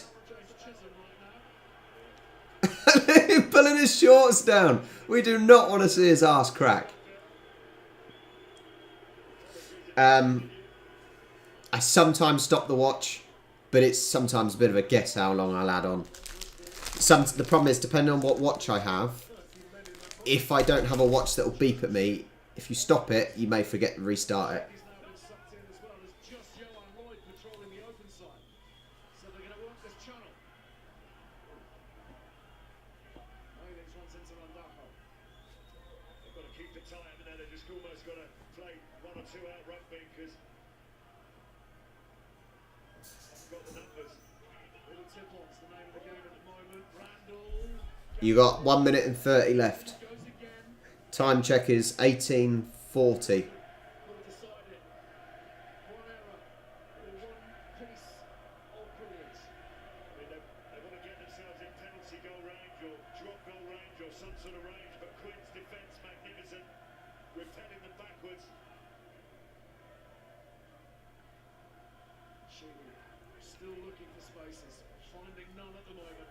Harlequins defence turbocharged for the time being. O'Connor running out of friends and allies. Back to halfway they go. Randall, has been handed to Landajo. Don't give it to him. Harlequins might not need too much more. Bristol aren't doing this, are they? Bristol are not going to win this. Keep ball time now.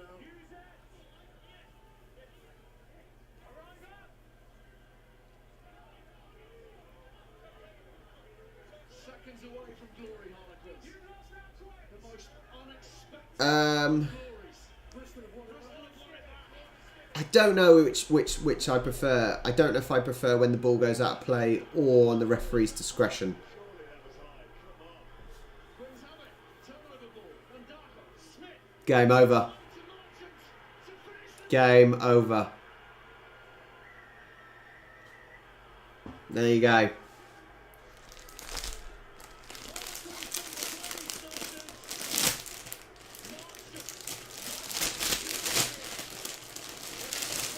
Unbelievable. Bristol will be gutted. Wayne Barnes, I think, is satisfied that it was legal. Hold on a minute. So we might have to deal with it. That's not legal. That's all. That's high.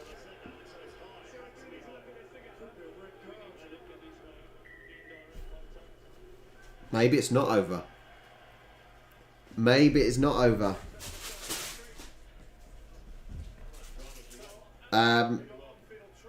Sin bins I like. We have sin bins at the lower level.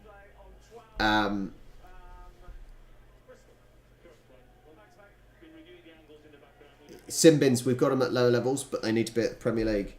What have I got? All the way from Australia, as there's a break. So there we are. We've got 12. We've got, I can't see the number. There we go. There's what has arrived. Destination fucked. Not bad, eh? Bit of all the way from Australia, from Aussie Man head office.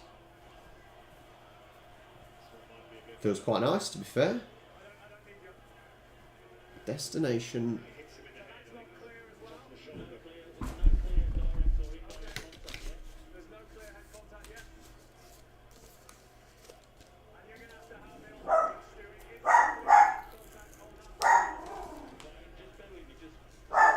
Hey!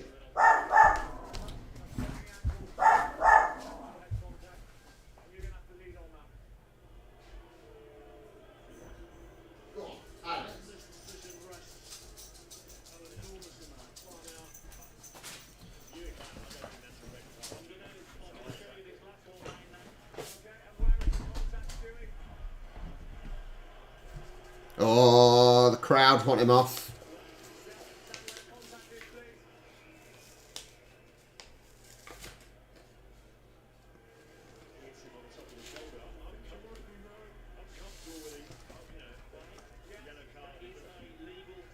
Legal tackle. Game over. Game over.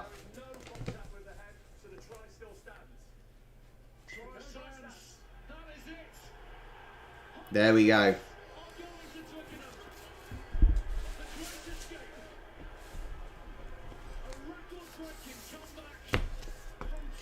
Sally, is that an exciting game though? I don't think that's a very... This game's been exciting because it's finished, well, 43-36. But... honestly, Bristol should be absolutely gutted. Now, the stream is going to carry on. Sorry, the live stream in the Discord is going to carry on for now. I am going to quickly go get some food. I'm going to make a sandwich or something. This stream's going to stop. And then as of 4:25, the Exeter versus Sale game's going to start. So if you want to join me on there, we'll keep the conversation going. Yeah. So as soon as this game's finished, I'm going to stop this live watch along. Going to quickly get some lunch. I will be back in literally 15-ish minutes. So come and join. If you're on the Discord server, then the link is in the live watch along schedule. And yeah, if you haven't already, make sure you subscribe. Can you hit the like button down below as well if you enjoyed it? Subscribe to the channel and you'll definitely see my next watch along and future watch alongs. Yeah, I will see you guys hopefully in 15 minutes. Goodbye.